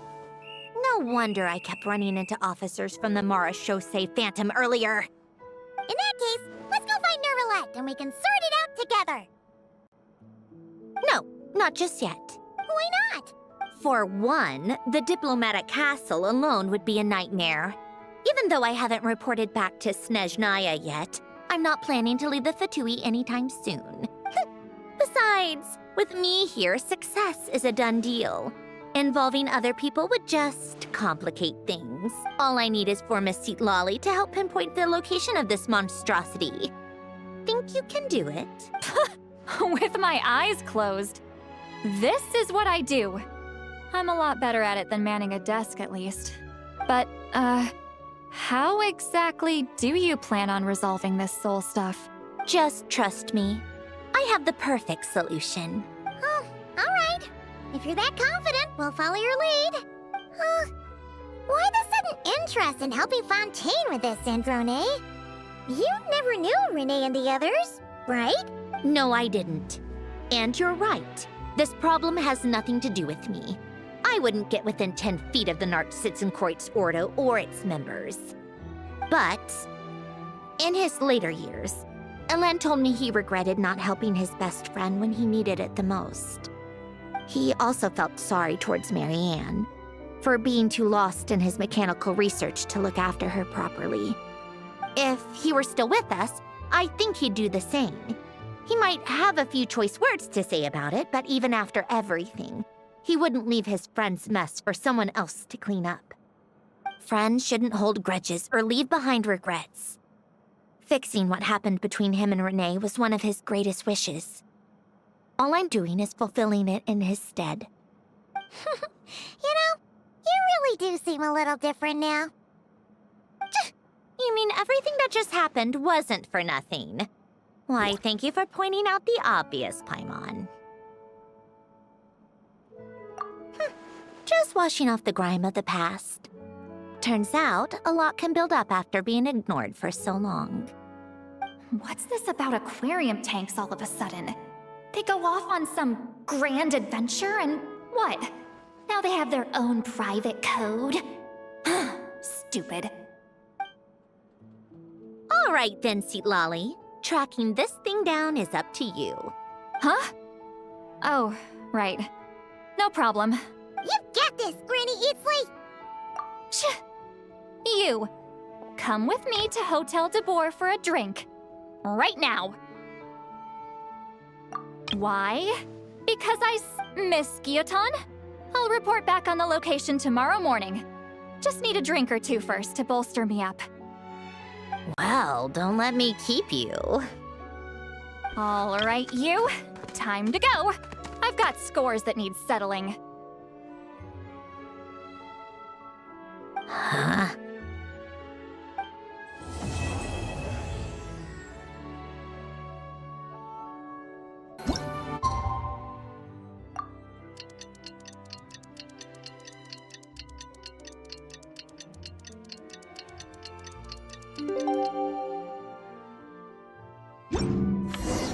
Time to meet up with Sandrone!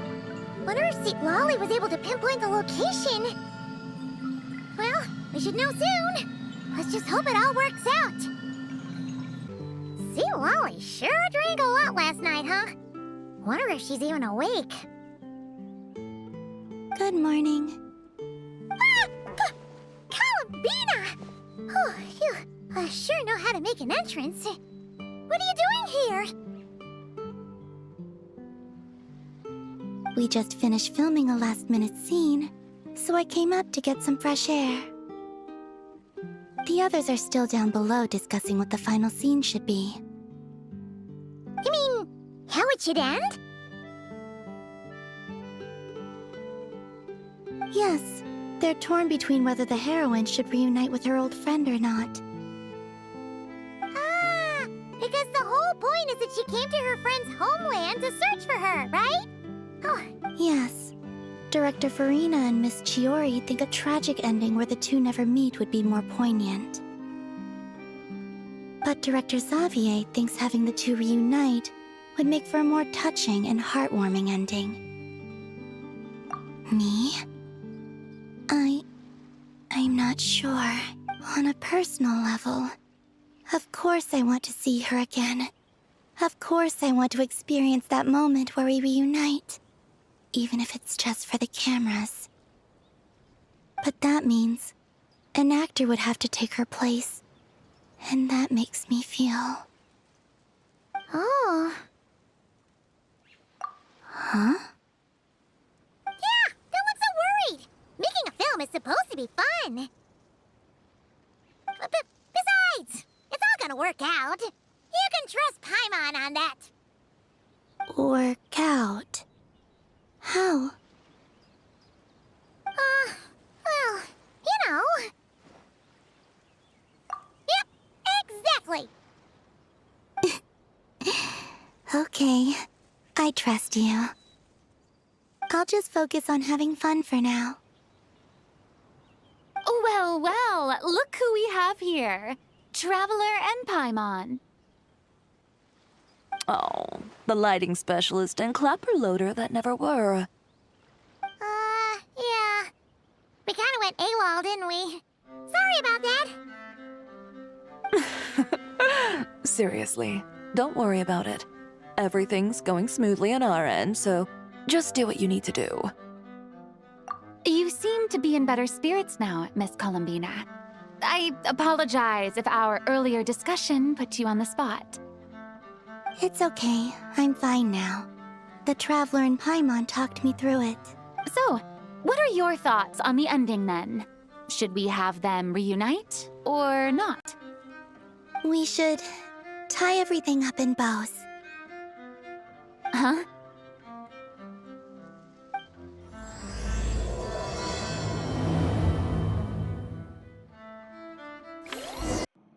Lolly! We're here! Oh, right on time. Well, yeah. We weren't the ones who drank our weight in alcohol yesterday. What? Are you suggesting Granny can't handle her liquor?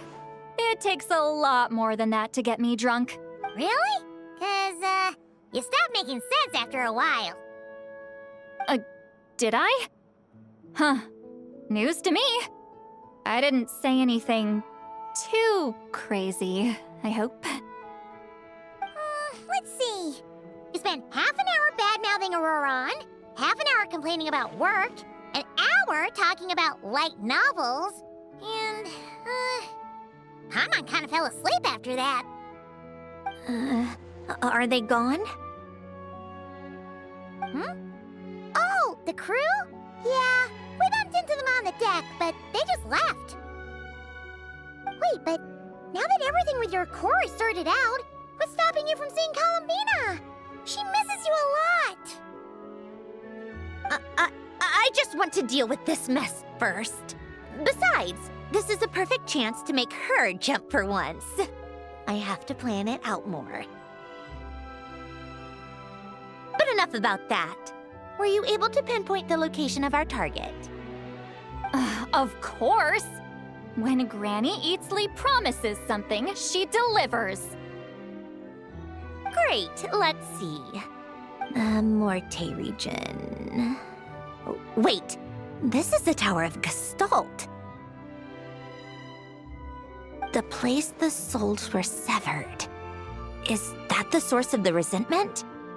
Or is it the Narzissen-Kreuz Ordo in general? Let me come with. This thing's movement isn't fixed. If it's not at this location when we get there, I can use a ritual to summon it. You've already gone to more than enough trouble. I don't mind. These old bones have nothing better to do anyway. Summoning a spirit isn't going to do me in. Besides, if I don't go, they'll just have more inside jokes I can't join in on. All right then.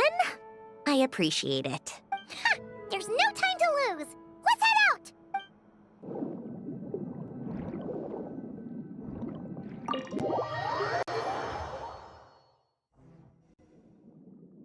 Huh, no sign of it so far. Should I start the summoning ritual? Let's drain the water from this floor of the tower first. It'll make it easier to move around. Wait, we can do that? Of course. Alan and Renee both saw the future that awaited Fontaine and even shared a few methods for waterproofing buildings. The principle behind it is, not important. Just unlock the mechanisms in the order I tell you.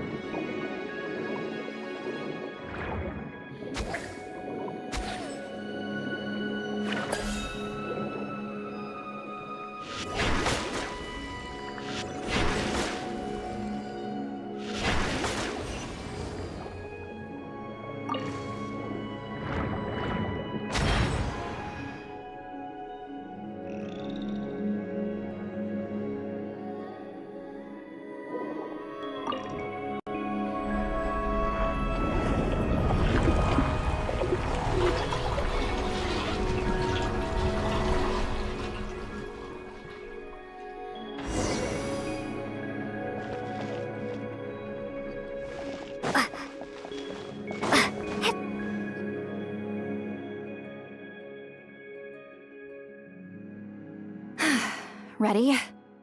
Yeah. When this thing appears, I'll try talking to the souls inside. But more than likely, they've already been driven to madness. If communication fails, we'll have a battle on our hands. In that case, Paimon better find a hiding spot. If a fight does break out, I should be the one to deliver the final blow. Trust me on that. Understood. All right, I need quiet. Wandering spirits drifting along the tides. Hear me now. Broken souls, silenced, torn apart, and forsaken. Follow the traces of the past and return to us. Let resentment recognize resentment. Let vile entities be drawn together. And in this place, take form once more.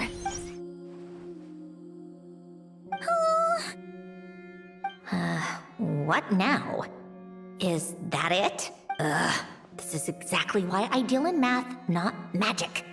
How are we supposed to know what stage the spell is at? It's like there's no logic to speak of. Mechanical science is so much easier to...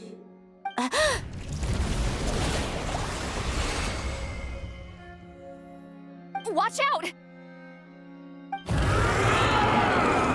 Hey, you!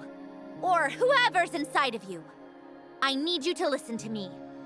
I'm a descendant of Fontaine's Lord Artificer, Hélène Guillotin. I can make you whole again and return you to the ley lines.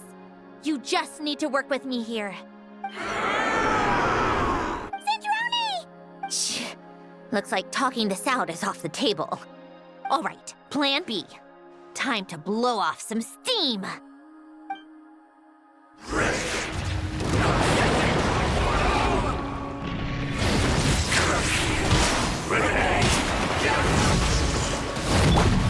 You're cursing out the wrong person! I didn't even know them!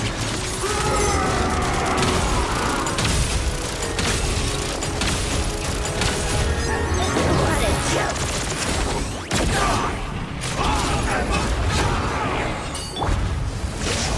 Look at this one! But you still have a chance to return to the ley lines and reunite with your families! Just work with me here!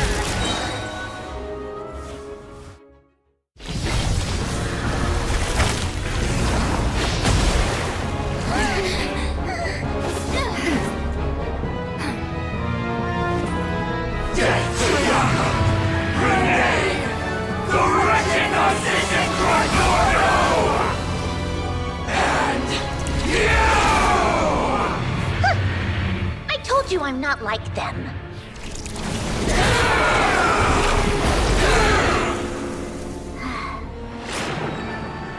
I'm stronger. Inverted. World formula. Reversion.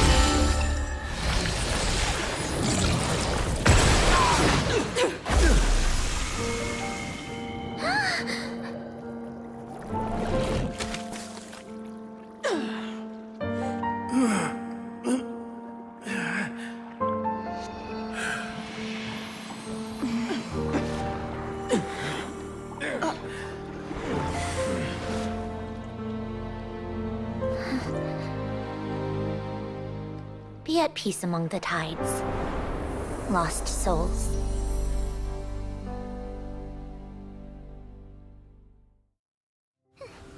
Is it over? Yep, told you it'd be a piece of cake. How did you do that back there? That creature was nothing special.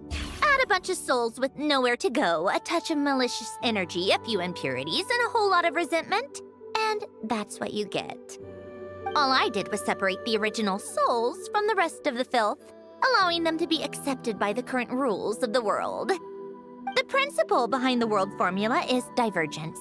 Starting from a point of origin, it deconstructs and reconstructs the possibilities of the world to find certain answers. So, it would follow that reverse calculating the world formula allows us to achieve convergence and restoration instead. Using a numerological array, I was able to do just that.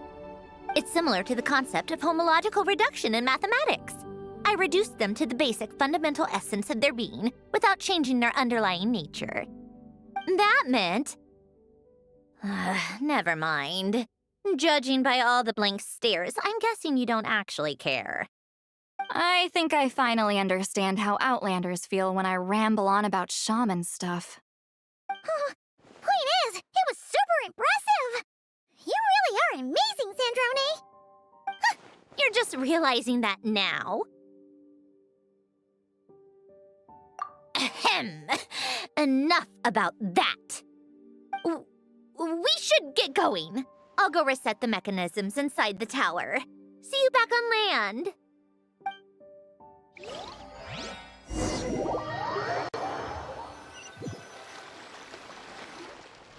Well, that's one old mess for the books.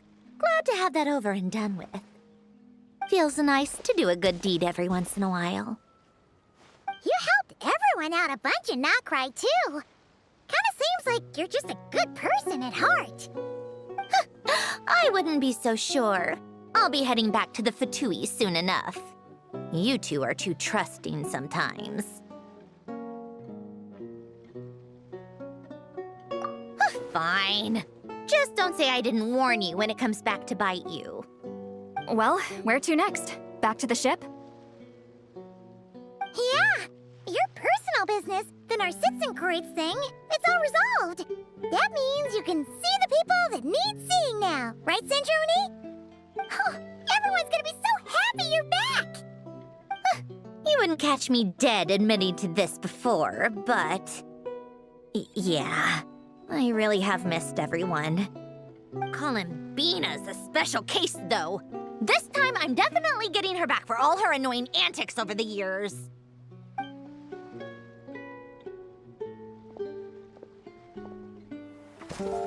She'll sense me coming from a mile off. How am I gonna...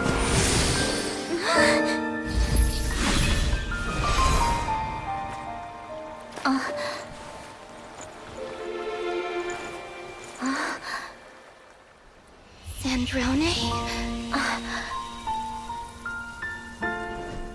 Is it really you?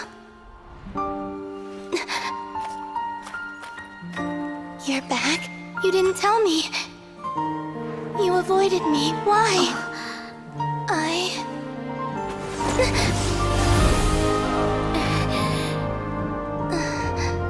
Sandrone? Now we're even. I missed you so much. That makes one of us, idiot. I'm here, Columbina.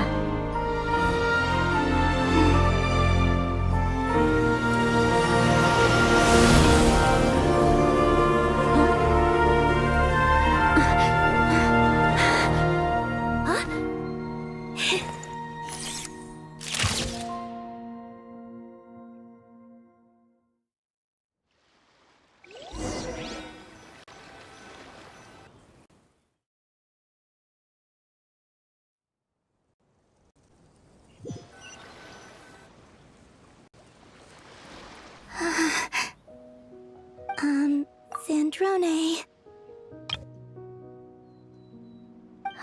Don't ruin the moment. Or I'll start thinking about how you teleported me to a random location after I explicitly told you to stop doing that.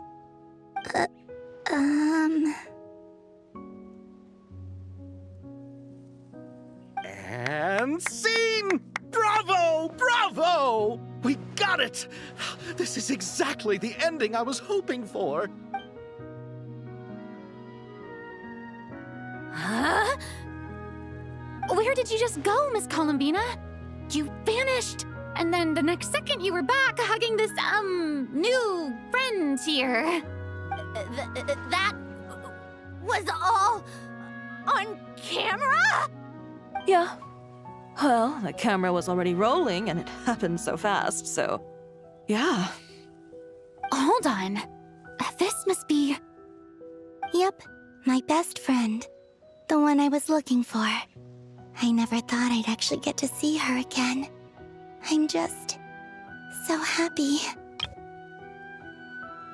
Plus, The film got a happy ending too. It's all thanks to you, Sandrone. Sandrone? You couldn't stop being annoying for 1 second! Columbina! Ah!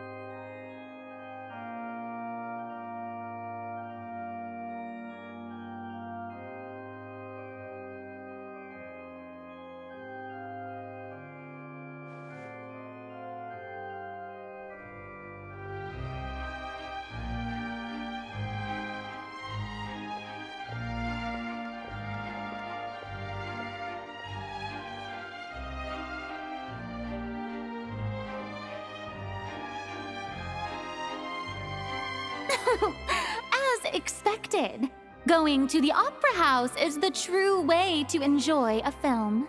You get to see the audience's reaction in real time, too. The ending seemed to be received quite well. Paimon can't believe you let us include that in the final cut, Sandrone!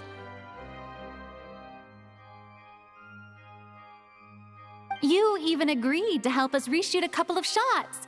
Thanks a million. Most of it was caught on camera already, so it's not like I had much of a choice.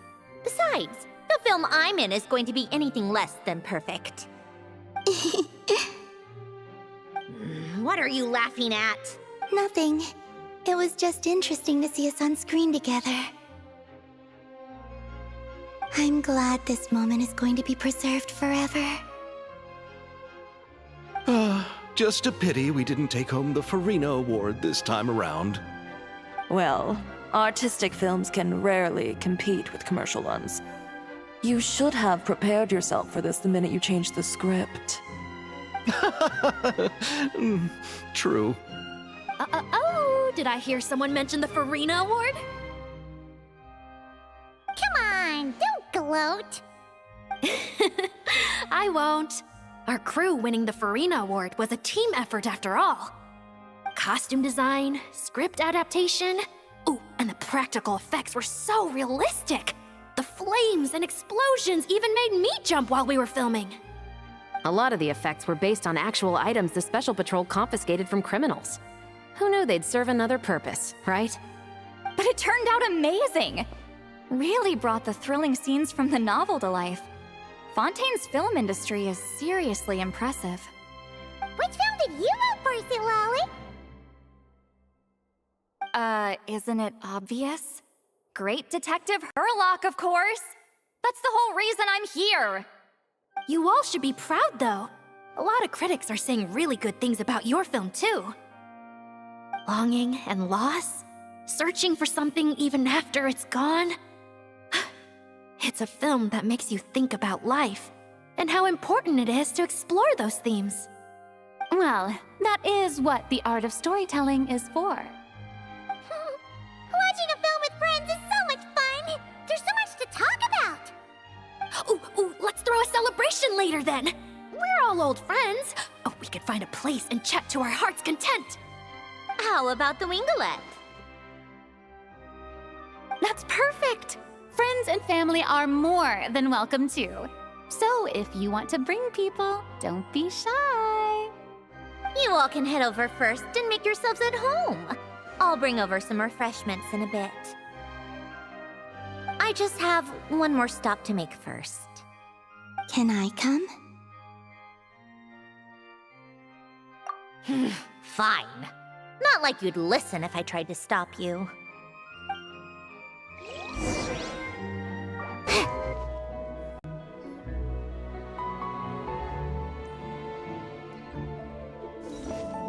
Wait! Is this? Yes. Here lies Lord Artificer, Elaine Gaeltan. This is his grave. Oh. I'm sorry, Ellen. I'm sorry this is the first time I've been back since leaving Fontaine. I should have come to see you more often. I got your gift. I even cleaned up one of the Nartsitzenkreuz Ordo's messes along the way. Our home is just as quiet and warm as it always was. The flowers in the garden are still thriving.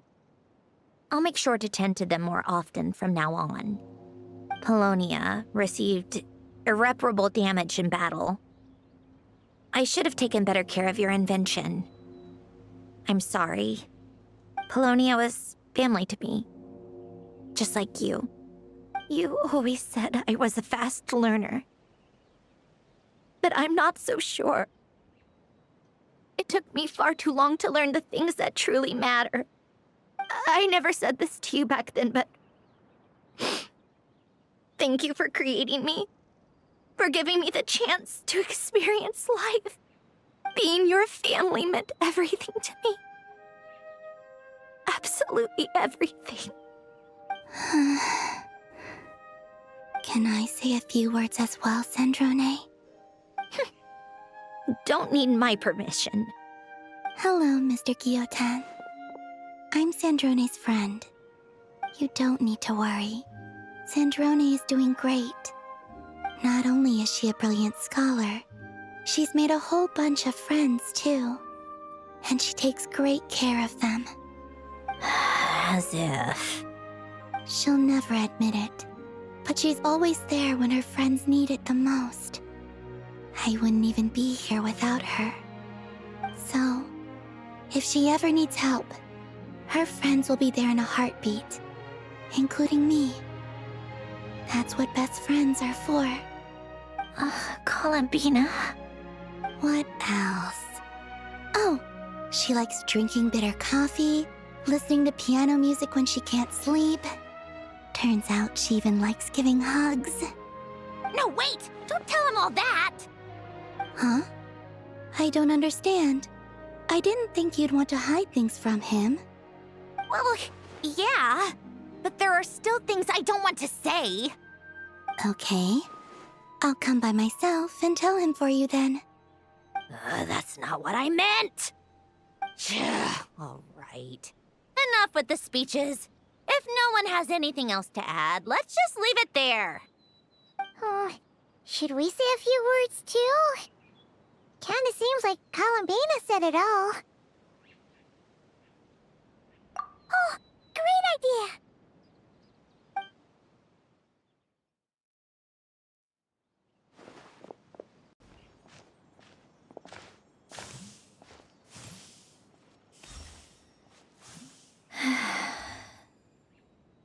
Goodbye, Ellen.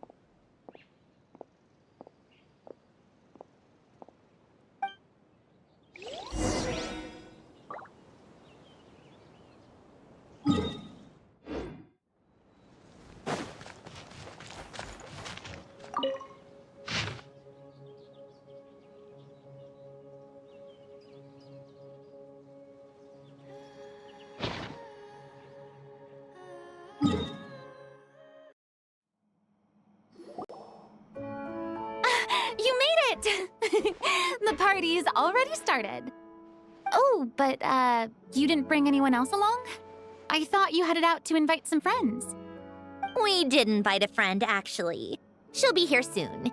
She's even bringing some desserts to have over tea. You should join us later, Miss Farina. I do love a tea party. Then don't mind if I do. This seems like a fun occasion. Let's go talk with everyone. Good idea! We'll introduce you to all our old friends.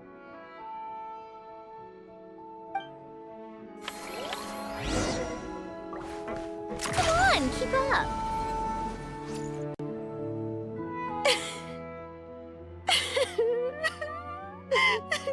What a dream come true!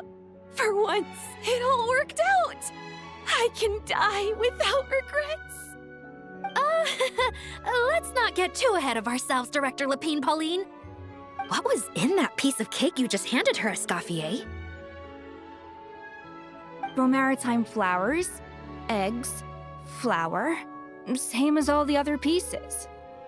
What, you think I tampered with it? Playing a detective in real life now too, are we? Oh, it's so delicious. I'm so happy. My life has peaked. Miss Lapine Pauline, look who I brought! Master! Wait, what happened to your face? Why are you crying? Never mind my face. Here, let me introduce you.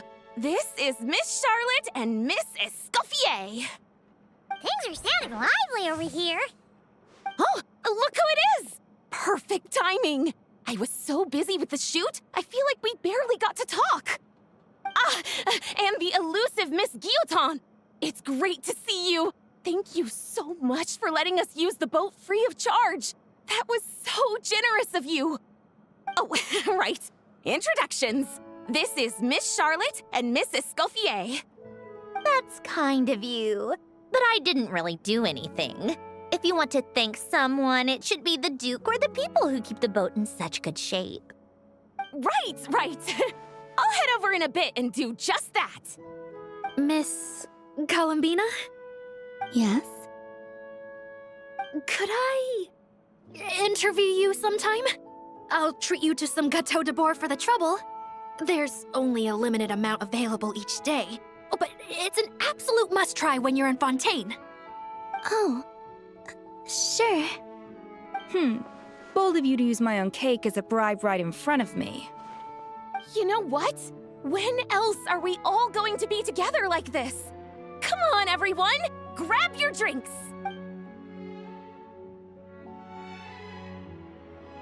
Are we going to toast? Yup! Come on! Sante!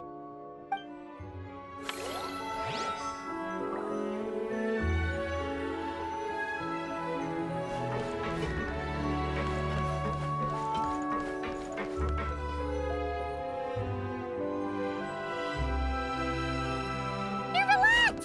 You came to the celebration too! Yes. I can only hope my presence does not make anyone ill at ease. Who's this? All right! This is Nervalette, the Eudex of Fontaine. And this is Columbina and Sandrone. Greetings. Hello. These two must be the Fatus and former Fatus related to the recent incident in Nodkrai. I read about them in the diplomatic report. The Eudex? Oh, the dragon that cries a lot. Oh, well... Jeez, Columbina. That's your takeaway from all those Fatui meetings? Seriously? Is that truly how I'm portrayed in the Fatui's intelligence? You must put a lot of people in prison then. Well, it would be more accurate to say I pass judgment on their crimes. All trials in Fontaine strive for fairness and justice, so as to avoid imprisoning the innocent. So, only the people who deserve it get sent to prison. Well, deserve is quite a subjective metric, is it not? At the very least, I can promise that in every trial over which I preside, I make every effort to deliver a fair verdict.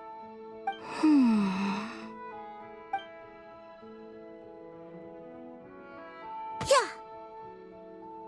Oh, for the love of... what is she doing now? You seem like a good dragon. Not the kind that throws people in prison for no reason. I think we can get along just fine. Well, thank you? Then she punched me because... Oh, sorry, Nervalette. She thinks that's a sign of friendship. Where does she even pick up weird habits like that? Ah, I see. I believe I have observed people on the streets of Fontaine expressing affection in a similar manner. I suppose I now know what it feels like. Yes, quite abrupt. You know, these two are surprisingly alike.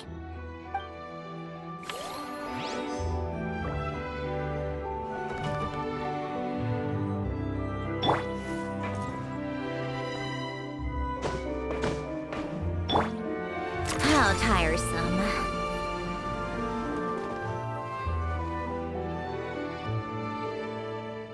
You made it. Sorry for starting the celebrations without you. No worries at all. We're just glad everyone's having such a great time. Oh, right. You've probably seen them around already, but let us introduce you for real. This is... Miss Columbina and Miss Guillotin, right? Oh, we saw the film you were in. It was so touching. Yep. This one started bawling her eyes out right next to me in the theater. I know. I didn't bring nearly enough tissues. Thanks. We saw your film too. I memorized all your names. Oh, guess we can skip the introductions then. Our effects were pretty over the top, right? Some of the extras in the big scenes were actual members of the Spina di Rosula. So basically, your contribution was creating realistic-looking chaos. That wasn't the only realistic aspect. Miss Chevreuse and Miss Emily were also kind enough to lend their expertise on criminal investigations and forensics.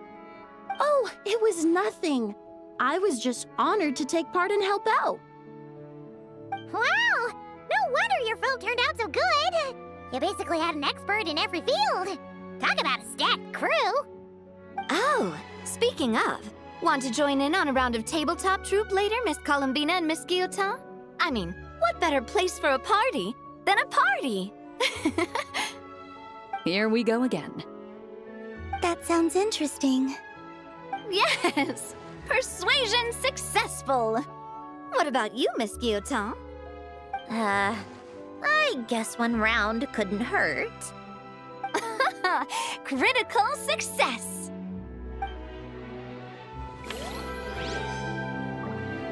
Come on, keep up. Granny Eatsley, you're really not going to let us borrow these cute little stuffed toys for our magic show? First of all, Seat Laline and Eats Papa are Chi-Chi meal. They have inauspicious stars sealed within them, and they're my helpers, not toys. But the Grin Malkin Cat and Boggle Cat box are Linny and Lynette's helpers. And they still make good partners on stage. Agreed. We've never had a Chi-Chi meal pop out of our hats before. It would be quite the surprise. I think... If this was the Masters of the Night Wind, these kids wouldn't have even had the guts to say my name, let alone pester me like this. I'm terrible at dealing with requests like this. Oh, Traveler, quick, save me! You think you're so funny. Lady Sandrone, Lady Columbina. Hello. Don't look at me like that. I don't have any mechanisms for you to break. Don't be fooled by my sister's demeanor, Lady Sandrone. She's just as delighted as the rest of us to have you back. Well, I suppose when I'm not so busy, I could find some time when Arlecchino is around and bring over a few gifts to the House of the Hearth. You're too kind, Lady Sandrone. I'm sure just your visit alone would make Father more than happy. I just need to borrow them for a bit. I'll pull them out of my hat, give them a quick hug, then give them straight back. When did hugging become a part of it? Oh! I could lend you Pear, so you have something to hug in the meantime. He gives really good hugs. I don't need something to hug in the meantime. The issue was never the hugs. How about this? You can have 2 VIP tickets right next to each other. Excellent view. Right next to each other?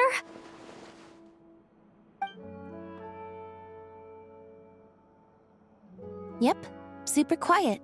No one will bother you. I'm sure you'll have a great time. Fine.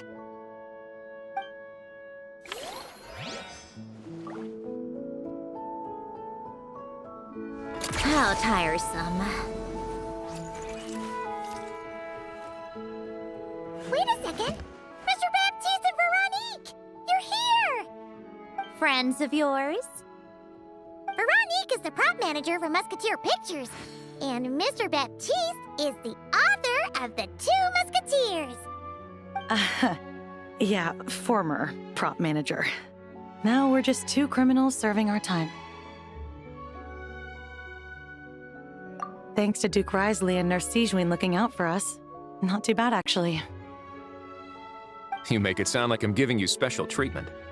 I just think the method of justice you chose to pursue is one people can respect. You are far too modest, Your Grace. The only reason we were even able to come to the surface for the festival is because you fought for it. It's also just good for the physical and mental health of the prisoners in general. Anyway, I suppose I have you to thank for keeping the winglet in such good shape. I never knew she could look so striking. I didn't do anything special.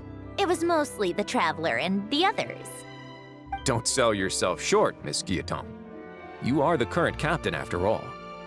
In light of that, I have to ask, do you mind if I leave up some of the installations so the people back at the fortress can also enjoy the aquarium? Huh? Like I said before, I just think it would be good for the inmates who clean and maintain the winglet to see their work put to good use. Besides, maintaining an aquarium is sure to be a lot more interesting than scrubbing rust off the walls and deck. Of course I don't mind. I'm grateful you even want to keep it. Great. Then it's decided. That's amazing, Sandrone. We should go hang out at the Fortress of Meripede later, then. You do know you just invited me to hang out in prison, don't you?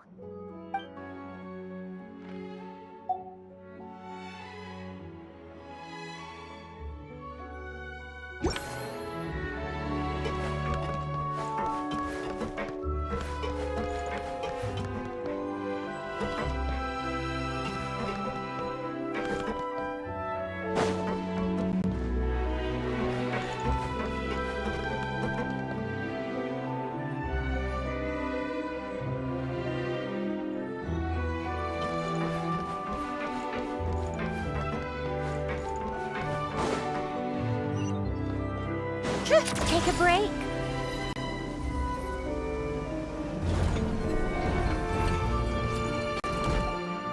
Well, it's been quite some time since the three of us gathered to drink tea like this. Yes, but your tea is as good as ever, Sandrone. Of course it is. The pastries you brought aren't half bad either, Arlecchino. I'm glad to hear it. Are they to your liking, Miss Farina? If I remember correctly, this particular cake is your favorite. Yes, thank you. The tea and pastries are absolutely delicious. I can't believe I'm casually sipping tea with 3 harbingers. Or are some of them former harbingers? Who knows? Due to diplomatic reasons at the time, our last tea party was rather tense, wasn't it, Miss Farina? You have my apologies. But this is simply a casual gathering of close friends. So I do hope you can relax and enjoy yourself. Of course! I appreciate the hospitality, in both cases. Next time, let me be the one to treat all of you. I'm sure we'd all be delighted to have you join us more often. The same goes for you two. Of course we should do this again! We've all been through thick and thin together by this point. This is nice, Sandrone. It reminds me of the happy times back in Snezhnaya, when things were so lively. Yeah. To be honest, I never thought these gatherings would feel this lively ever again. Well, I think I speak for all of us when I say we're truly glad you're back, Sandrone. Me too. I've realized that holding on to what matters doesn't just mean protecting what you already have. By reaching out and striving for something new, you can gain much more than you think. No, that certainly doesn't sound like something the old you would say. Well, I'm only going to say it once, so don't get used to it. Who knows? Perhaps your tea parties will only get livelier from here on out. Once you return to the Fatui, we'll have more opportunities to keep in touch in any case. I want to spend more time together too. But I don't want to go back to the Fatui. Well, Not Krai isn't too far from Snezhnograd. It shouldn't be hard to find a place where we can all get together. Oh, and then I can sing for you. Or put on some of your favorite music. Just like the old days. Speaking of music, I spotted a mechanical piano below deck. Is it yours, Miss Guillotin? Yes. Reclaimed, I suppose you could say. Why don't you play something for us? Huh? In front of all these people? Yes, why not? You play so well. Yeah, come on! Just a little, please? For the love of... Fine! One piece, and that's it.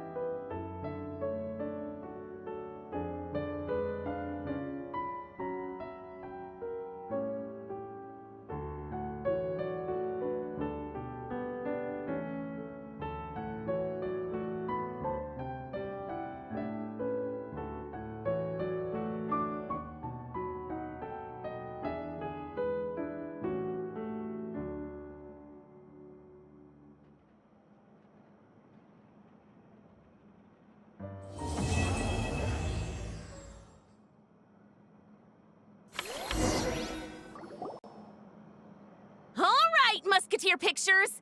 Everyone ready? I'm not sure I should be in this one. Of course you should. You might have primarily helped out another crew this time, but you're still a member of Musketeer Pictures. All right, thanks. I'll still stand a bit off to the side, though. Can I be in the picture too? Of course, Miss Veronique.